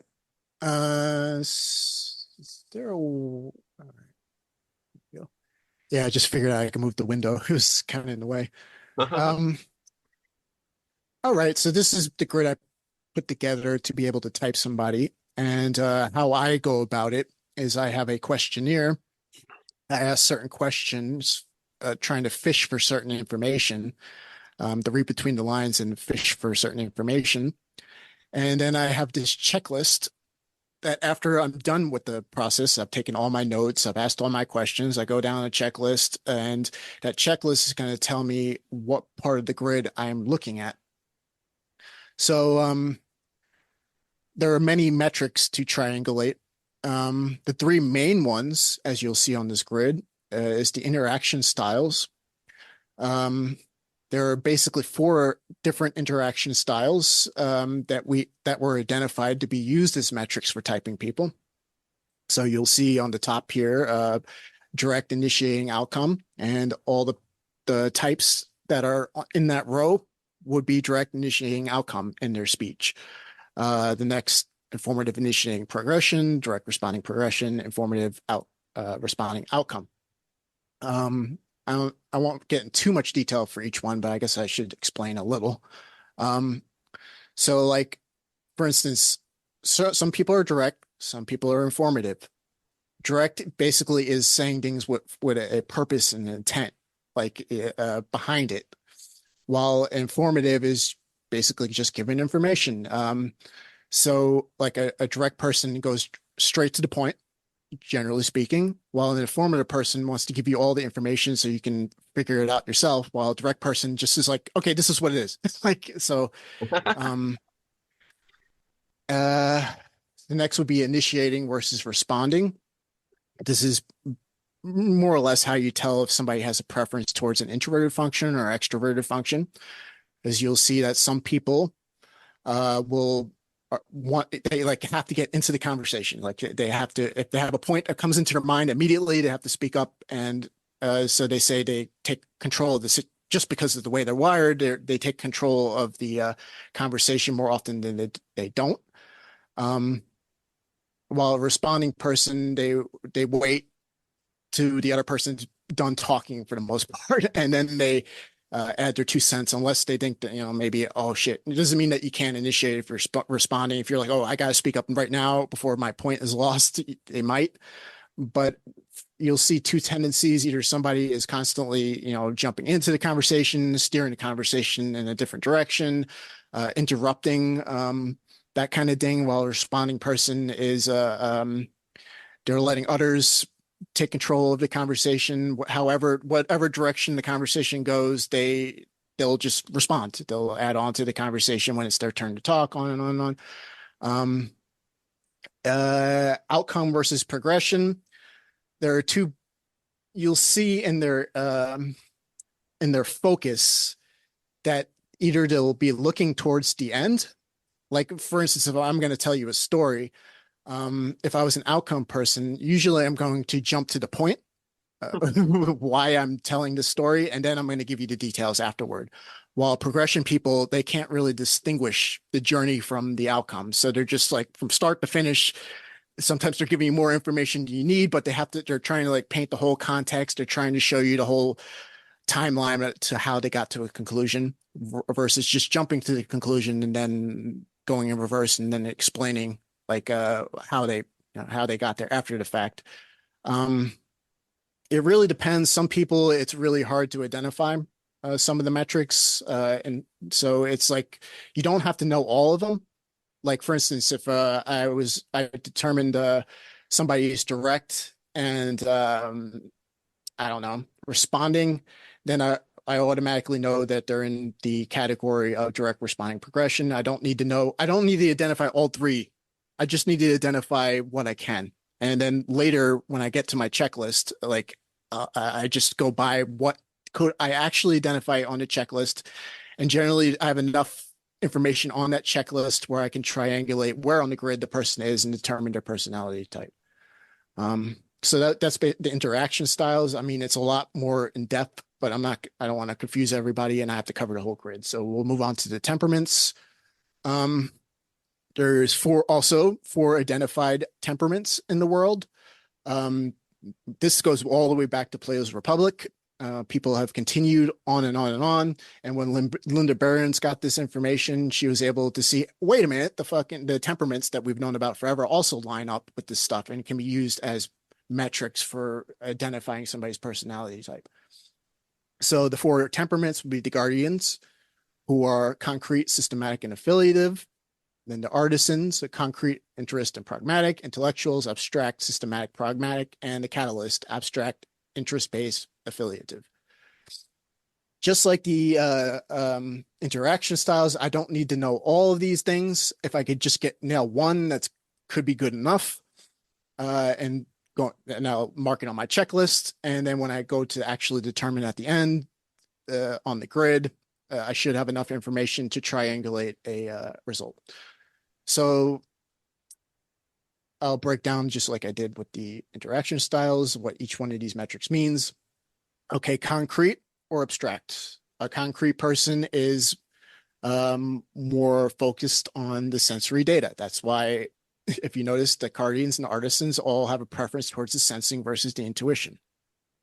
So it's kind of self-explanatory. We kind of went over that with the whole sensing intuition thing in the slides. While an abstract person has a preference towards the intuitive function versus the sensing. So they think in the abstract world, they have a tendency to go into the extract world more than the actual physical world with the physical data and all that. So your imagination, your conceptualizing, and your all that kind of deal. The patterns, seeing patterns in the abstract, seeing a pattern between things is largely an abstract thing. So the next would be systematic versus interest. Systematic people, it's kind of self-explanatory. They like to come up with systems when making decisions, like to get by through life when they're making decisions. They usually have a system they go by to how they do things. While an interest-based person is looking, they're looking at things more situation to situation for the most part. They're like, okay, what am I getting out of this? What's the other person getting out of this? On and on and on.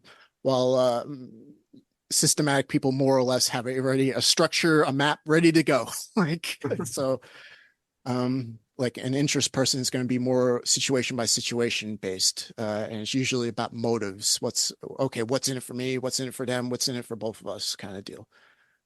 Systematic people don't really, they can, that's another thing I have to go back to. Everybody does everything, but when you're going through the typing process, you're going to notice that you're going to have some more check marks on the systematic versus the interest, but you're going to find both. Like everybody is doing everything. So that's another thing to keep in mind. We're looking for preferences. What are people doing more than what they're not doing? But they're going to be doing everything. So that's what, when you first start typing, especially, it can be very confusing because you're like, this paper has check marks on everything. What the fuck? Like, but as you get better at identifying certain things in the language, like you're a little more conservative with your check marks, so to speak. But I still noticed that for a lot of people, you're going to probably have a check mark on everything. You're just going to have a lot more check marks on certain things than others. So the next thing would be is somebody more affiliative or more pragmatic? Pragmatic is pretty simple. Pragmatic people are more individual.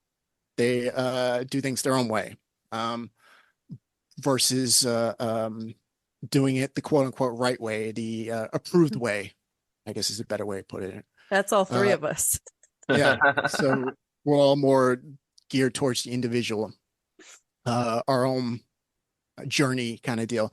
Affiliated people are more concerned with cooperation.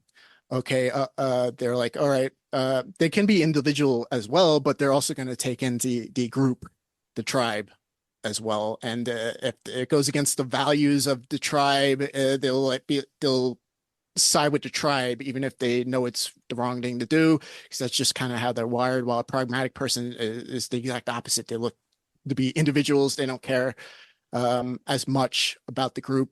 I mean, situation by situation, like I said, everybody does everything like that. Like, for instance, for me, it was like hard to figure out, am I pragmatic or affiliative? Because I could do a little bit of both. So, but when I went through the typing process to confirm myself, like so I asked like 5 different people that have known me for a long time, like, oh, what do you think? Direct versus responding, blah, blah, blah. And I thought I was pragmatic and affiliative as a case by case basis. And it was like every time I asked somebody, I explained them what pragmatic was. They're like, yeah, you're pragmatic. I'm like, what do you mean? They're like, yeah, you just do things. You just do things concerned with your own stuff. Like, it was like so quickly. I'm like, really? But I guess I'm pragmatic.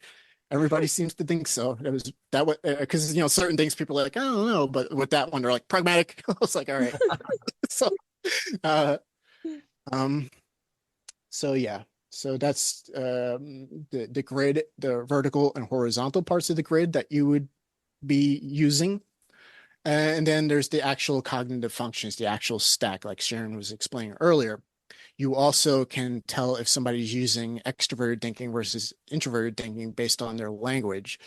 And like that, I don't know how deep I should get into that, or maybe we should wait until we actually do the in-depth stuff about Yeah, we what it might. looks like in the language, because it's Yeah, it's a lot. that's a little bit more depth. What I was going to point out, I guess, is the interaction styles were something that Linda Behrens came up with, right? Yes. Okay. Now, I have a question. Did she come up with like a grid to put these temperaments and interaction styles together to form the psychometric grid that we talk about? Well, this is how I understand how they put it together. It wasn't just Linda Barron's, it's like a whole team. It's just like any Okay. kind of like PhD kind of deal. There's a, you've been in university that it's like you're Right. the head and Yeah, everybody else got has to it. do the work, but they don't get as much credit. But Okay. um, Her so team, her they're, people. yeah, Yeah. her team. Uh, they, we've have identified when they figured out, okay, we've identified somebody to be like, I don't know, an INTJ or whatever. Um, they started trying to figure out, okay, what's consistent? What's a consistent trait? So over time, these were the most consistent traits, and that you see like each one of the metrics for the interaction styles, each one of the metrics for the temperaments. Um, you're able to determine, okay, INTJs always seem to be abstract. Okay, abstract, and then you're doing it for all the types, and you're seeing the patterns. Okay, oh, okay, INTJs are abstract, but so are ENTPs, and so are INFJs or ENFJs. So, okay, that's interesting. They're all abstract versus concrete, and then eventually, enough over time, you get enough data in, and then you start seeing all the patterns and commonalities between all the types, and then this was the grid they were able to come up with. Okay, we have identified these three are very consistent across all the types in this row. And, I don't know how to explain it. I just do it automatically. Like when I start putting everything together logically and Yeah. through deduction, and then I could start seeing, okay, how I could put it into, say, a grid or something like that. So Okay. it's hard for me to explain it past that Oh point because yeah, to me it's I automatic. But guess yeah, it's, my question was more, did was it her team that came up with this like psychometric grid, or like, because I see the one that we showed last time was by C.S. Joseph.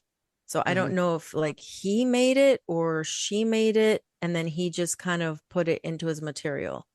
No, she made it, but he made it more user friendly because he Okay. laid out the actual grid. This grid or his is a lot more user friendly in my opinion. Because like if Mm-hmm. you go into Linda Barrick's textbooks, there's one grid for interaction styles and there's one grid for like temperaments, and it's very Oh, confusing. And then you have to use both grids, and it's just a lot more okay. time consuming to be more Got it. efficient.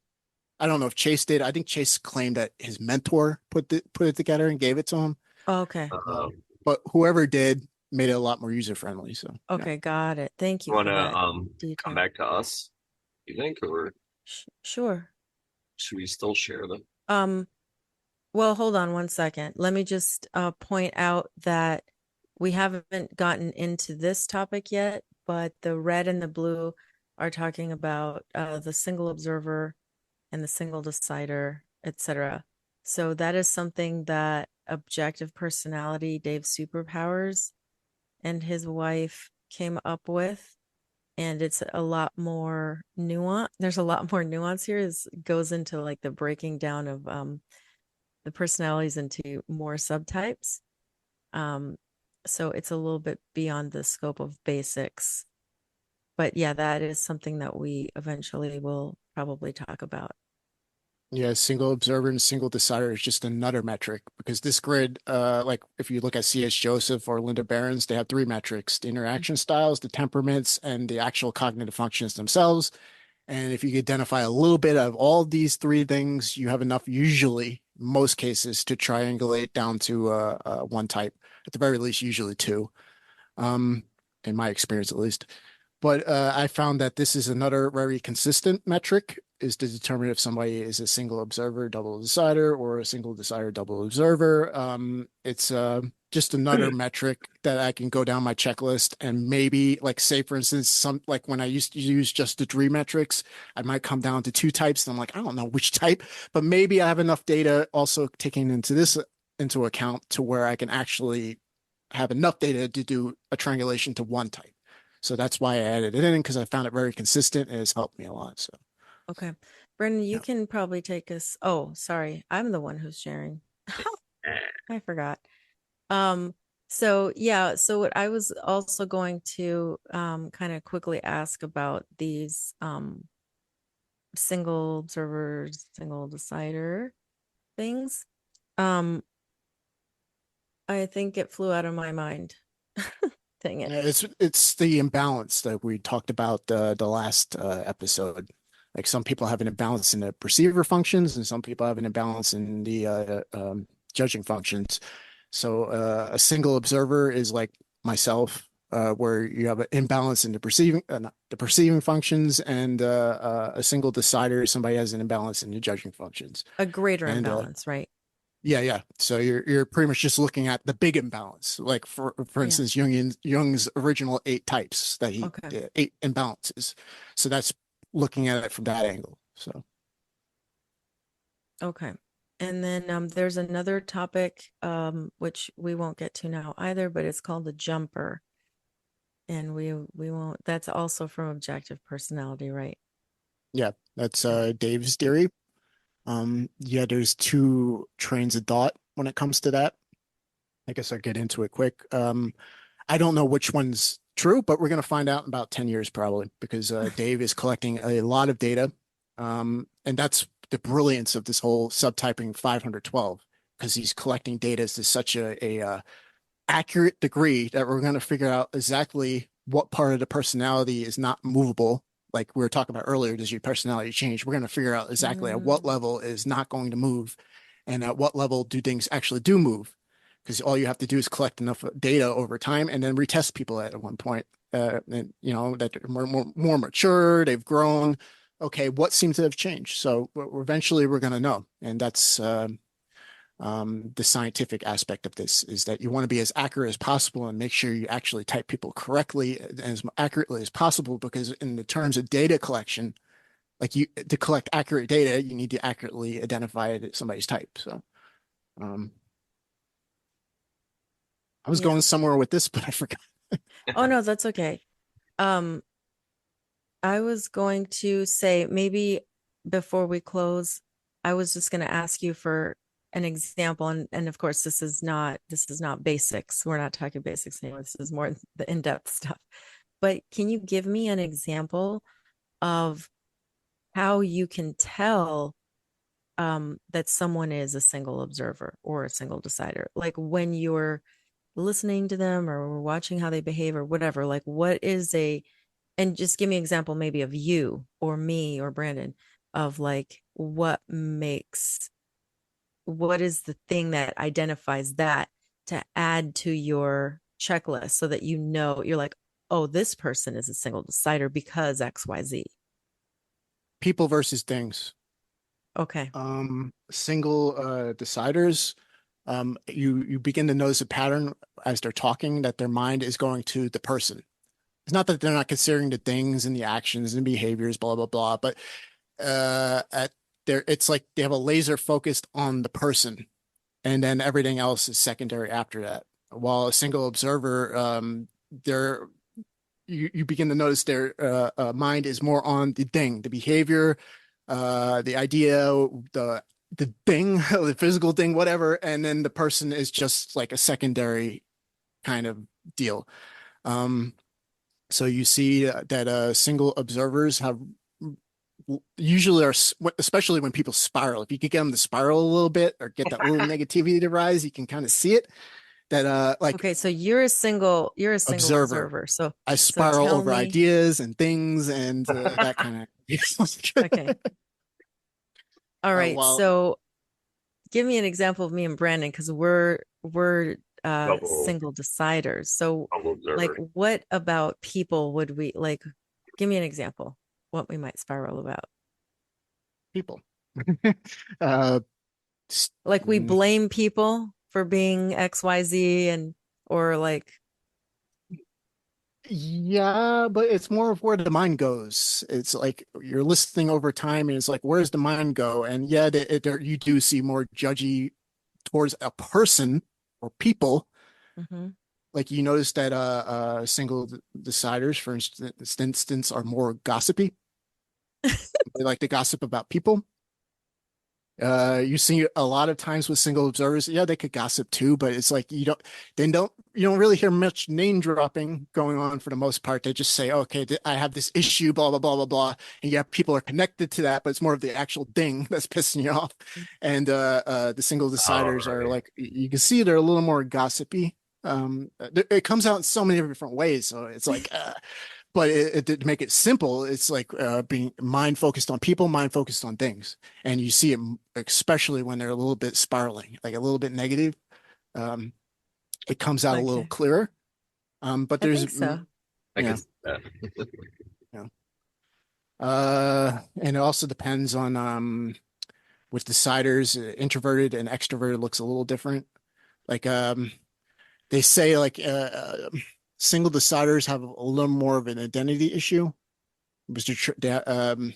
And identity has to do with two sides of the coin. You know, it has to do with your own personal self, but also your orientation with the tribe, so to speak. Both of those things are part of your identity, how you deal with the tribe as well as yourself. So that, when I say identity, yeah. So like you see more with like introverted deciders who have a like introverted thinking, like an INTP or whatever, or what's the other one, Like ISTP or Brandon. yeah, like Brandon, for instance, or even an INFP who has an introverted feeling instead of an introverted thinking, because it's still introverted deciding function and a balance towards the inner world, the inner judging function. You see that these people have a pretty strong identity when it comes to themselves. Like they know who they are, but they don't really know the tribe too well. So it's like when their identity meets the tribe's identity, there's a fucking clash. And usually the tribe freaks out on them, and then they freak out on the tribe for freaking out on them, and it's infinite spiral. And and the other, it's the other way around with, say, an ENTJ or an ENFJ who has extroverted feeling. It doesn't matter. It's just extroverted decider. You see that um they know the tribe pretty well. Like they're very compassionate and on and on and on with the tribe, but they don't really know themselves too well. Like they aren't really in touch with their own thinking, their own values kind of deal. So what usually happens is the tribe usually eventually either they get into the wrong tribe and everything blows up, or the tribe starts taking advantage of them and then they blow up. And it comes out in so many different ways. But yeah, it's is boiled down to a single decider is a as a kind of more of a focus on people, whether it's themselves or the tribe, and a single observer is more like on the things, like, and if it's a sensing function in the front, they're more focused on the actual world, you know, the physical world, things that are going on. It's been my experience thus far. I don't know if this is conclusive enough, but that they seem to be more political and stuff like that. Mhm. Makes sense, I guess. And the extroverted, I mean, the single observers that have an intuition like myself are usually freaking out about more of concepts and ideas and that kind of deal, or things not going the way they imagined it, etc. Like earlier, I made a song for my friend Jeff for his podcast him and his friend are doing, and I had like this idea how this song's going to go, and like I had everything in my abstract world ready to go, and then but I kept running into fucking physical problems that were preventing me from finishing my vision, like that I had to deal with. So yeah, that's what it looks like in somebody who has is a single observer. But there's so many different like you can make a just we could do a show just on that metric, that That's aspect. So cool. I will say that it resonated for me what you said because I had moments where I was joining different tribes, different groups, and feeling my way through them, and then they wouldn't work out. It just it just didn't work out, and I have to leave. You know, at first it was just awkward, you know, because it's like, oh, I've spent a lot of time with these people. Um, and now it's like, now what? Like, I just leave and yeah, just now I don't have anything to do with them, or you know what I mean? It's just it was awkward for me. Um, but the tendency over time was go to self, go back, go within, know yourself. Like you don't need to know all these tribes, all these people. Like you need to know yourself. And so I think over the period of the last several years was me like joining these different tribes to just kind of get an idea of stuff, and then like realizing that's not really where I needed to be, and needing to get to the place where I was like, oh, shadow work. I need Yeah. to go within. I need to figure this out for myself. Like no one else can do this for me. It's funny you say Yeah. shadow work because that's exactly where all this stuff you were putting that you weren't okay with or you didn't want to accept it, like we all do, where we put it in our shadow. But then I think it does get expressed in a group because you get a bit of the unconscious or the collective, whatever. Yeah, the unconscious collective, I guess, or whatever. But you get that shadow. So a lot of times these groups start, and it is their shadow that is what links them together. And you even see this online with behavior because when you're online and you're exhibiting behavior, you're not really in front of people, so you can do it. There's a filter, and you could do it sometimes even anonymously and stuff. So that's when the shadow really comes out, and you could see the shadow come out in a group of people as far as like a crowd. If you're somewhere, if there's like a riot or something, you see this behavior. Everyone starts kind of acting like the crowd. But I think it does happen on the internet as well too. It's the same kind of thing. So it's good that you were led to shadow work. I think if you're somebody who is being led to find a tribe, to find belongingness, maybe there's something inside you that's missing that you have to find, that you have to figure out. And I'm not saying you can't join groups and have friends online and all this stuff. You could totally do that. But if you already fixed yourself and then you're going out with a bunch of people, then you won't get in as much trouble, because if it starts to turn into a cult or get crazy, then you're already strong enough in your own identity to know that you could step away, that say, hey, this isn't, I'm not okay with this behavior. I don't want to do whatever the heck they're going to do at this point. And I think that's something. Or Go yeah, ahead. or it's okay to say, yeah, these people are okay, they're cool, they're doing their thing, but I just don't really resonate with the way they're doing it. Like I don't have anything problem with them doing it. It's not like a bad thing or evil, or I don't it's not it's not that sort of thing. It's just that I just don't feel like I need to be part of this big group anymore. Like I can do this by myself. Like I don't need a group for this, Yeah, perhaps. 100%, 100%. And I think that's exactly what's going on. And we're not making judgments here because we're all just trying to heal ourselves and work on ourselves here in the Oversharing Show. But if you're somebody who's trying to heal yourself as well, that's something to look toward, because I felt like I was doing that too, bouncing from like group to group. And then whoever the head of this online group was, as soon as he said something I didn't agree with, I'm like, oh, I don't know about this guy anymore, you know? And then you find someone else or whatever you're into. Hmm.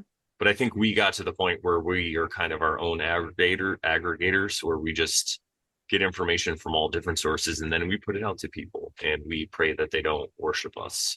But I can also say too, if you want to hear more about Sharon and my own life journey, just go check out some of the older Oversharing episodes. Sharon talks about all the different groups that she was in and the little and still the friends that she has. Our friend Adam is a friend that she met through Hmm. these groups that she went through. And I mean, Joe's a friend that we met through a group that we were into. So it's definitely a lot of positive. Nothing wrong with being in the Yeah, groups. nothing wrong at all. It's just if you're going to lose your identity to the group and now your identity is the group, I feel like you could run into some trouble. But hey, I mean, if you're having a good time, don't listen to me. Go have fun until you figure, you got to follow your Yeah. own path. I got my own Hmm. my own path up the mountaintop I'm on right now. Hmm. Got to find yours.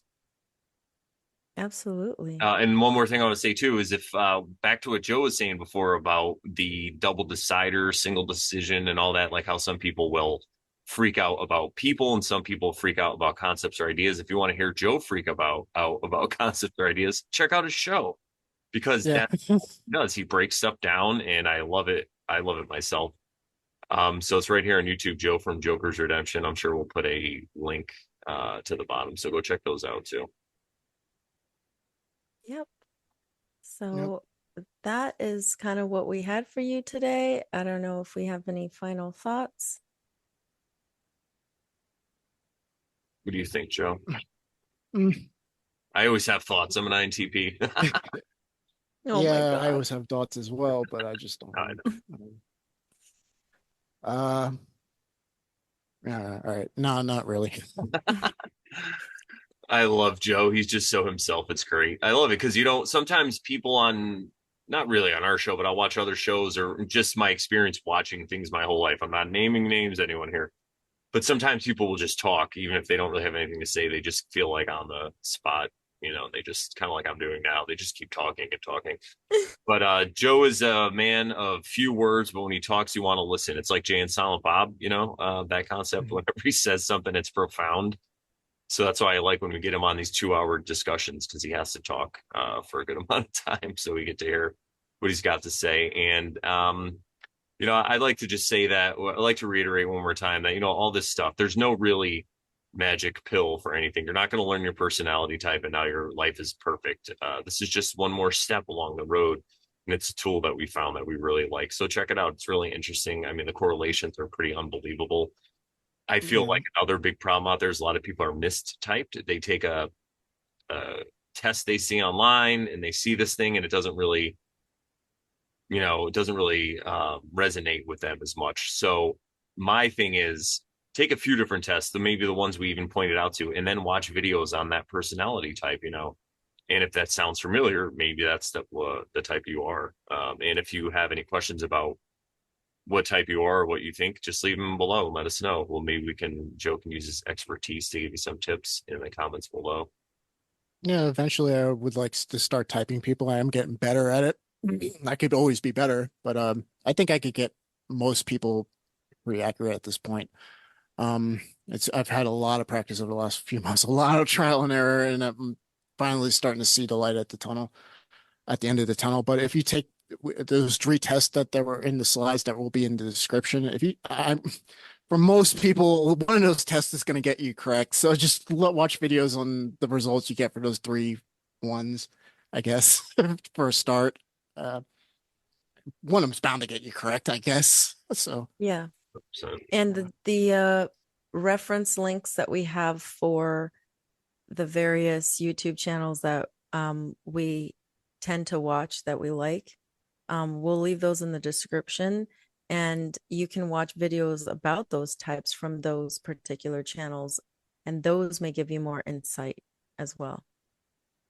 pretty much learning your personality type is just learning like the mechanics of your psychology, basically. That's really all it is, just the mechanics. And yes, there's certain tendencies when you like the same thing, like if you have a car and the engine's a certain thing, all these stats for a car is going, you're going to have pros and cons that are going to go with how this car was assembled and blah, blah, blah, blah. It's the same with your psychology. So you're going to have tendencies for negative things and tendencies for positive things. You're going to have gifts and curses, blah, blah, blah, so to speak. Like you don't study this to, as Sharon was saying earlier, to excuse bad behavior, but there's going to be certain bad behaviors that are pretty consistent with a certain wiring, like when your psychology is working in a certain way, in a certain order, with certain tendencies. There's certain things that are going to be exposed by knowing this. Know thyself. You're going to know certain weaknesses and certain problems you have that you can now start consciously working on. Like for me, and here's another thing, guys.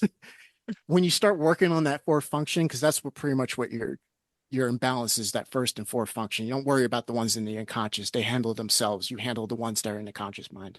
Um, Good really, point. Thank you. really what you're looking at is your fourth function, which the 3-year-old, good way of putting it, because it's like you're conscious of it, but you're really bad at it. It's really undeveloped, but you're still kind of conscious of it. I like to think of the fourth function. If you think of that classic, like in Psych 101, when they have the iceberg example and the unconscious is under the water and the tip of the iceberg is just the ego, blah, blah, blah.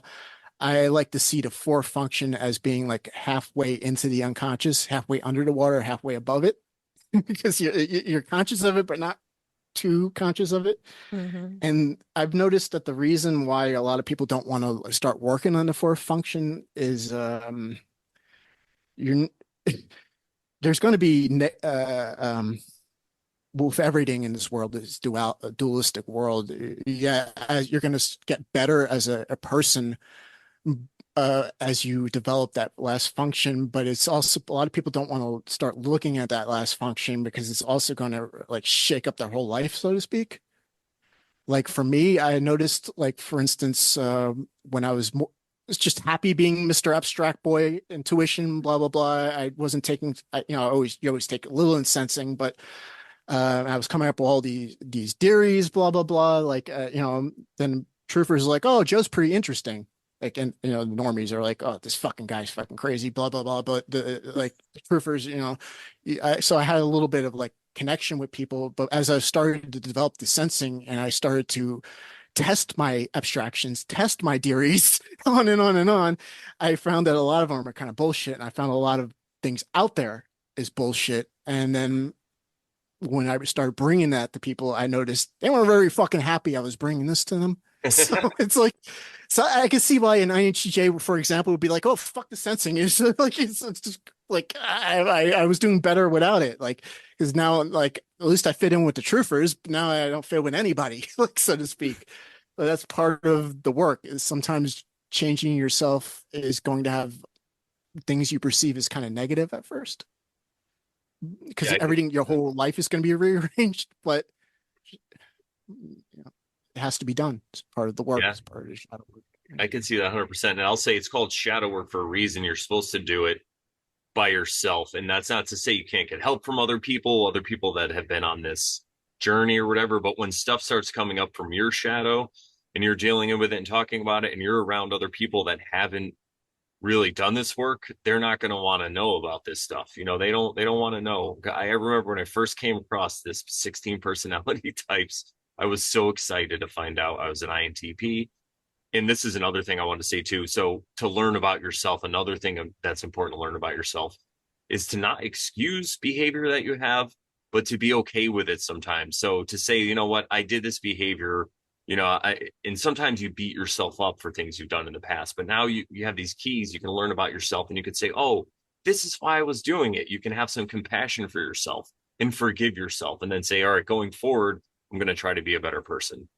So that's that part of it. But the whole thing with the shadow, I mean, sorry, with talking to other people about the shadow, I remember when I came across this MBTI stuff, I was so excited. I kept trying to tell people about it, but the best response I got was, oh, yeah, I heard about that in college. Yeah, it's pretty cool, whatever. But most people, they just didn't want to know. And that's something that I had to accept. A lot of people don't want to know about the things that you uncovered in your own shadow because it might lead them to what's in their shadow. And God forbid. So just be careful with this stuff, everybody. Know your crowd, read the room. If people are interested in any, it's like a normal oversharing thing. We don't try to woke rape people here. And it's the same with this because it's still truth. And it might not be the truth about what happened on 7-Eleven because September is seventh month. Thank you, 7-Eleven. It's a giant commercial for 7-Eleven anyway.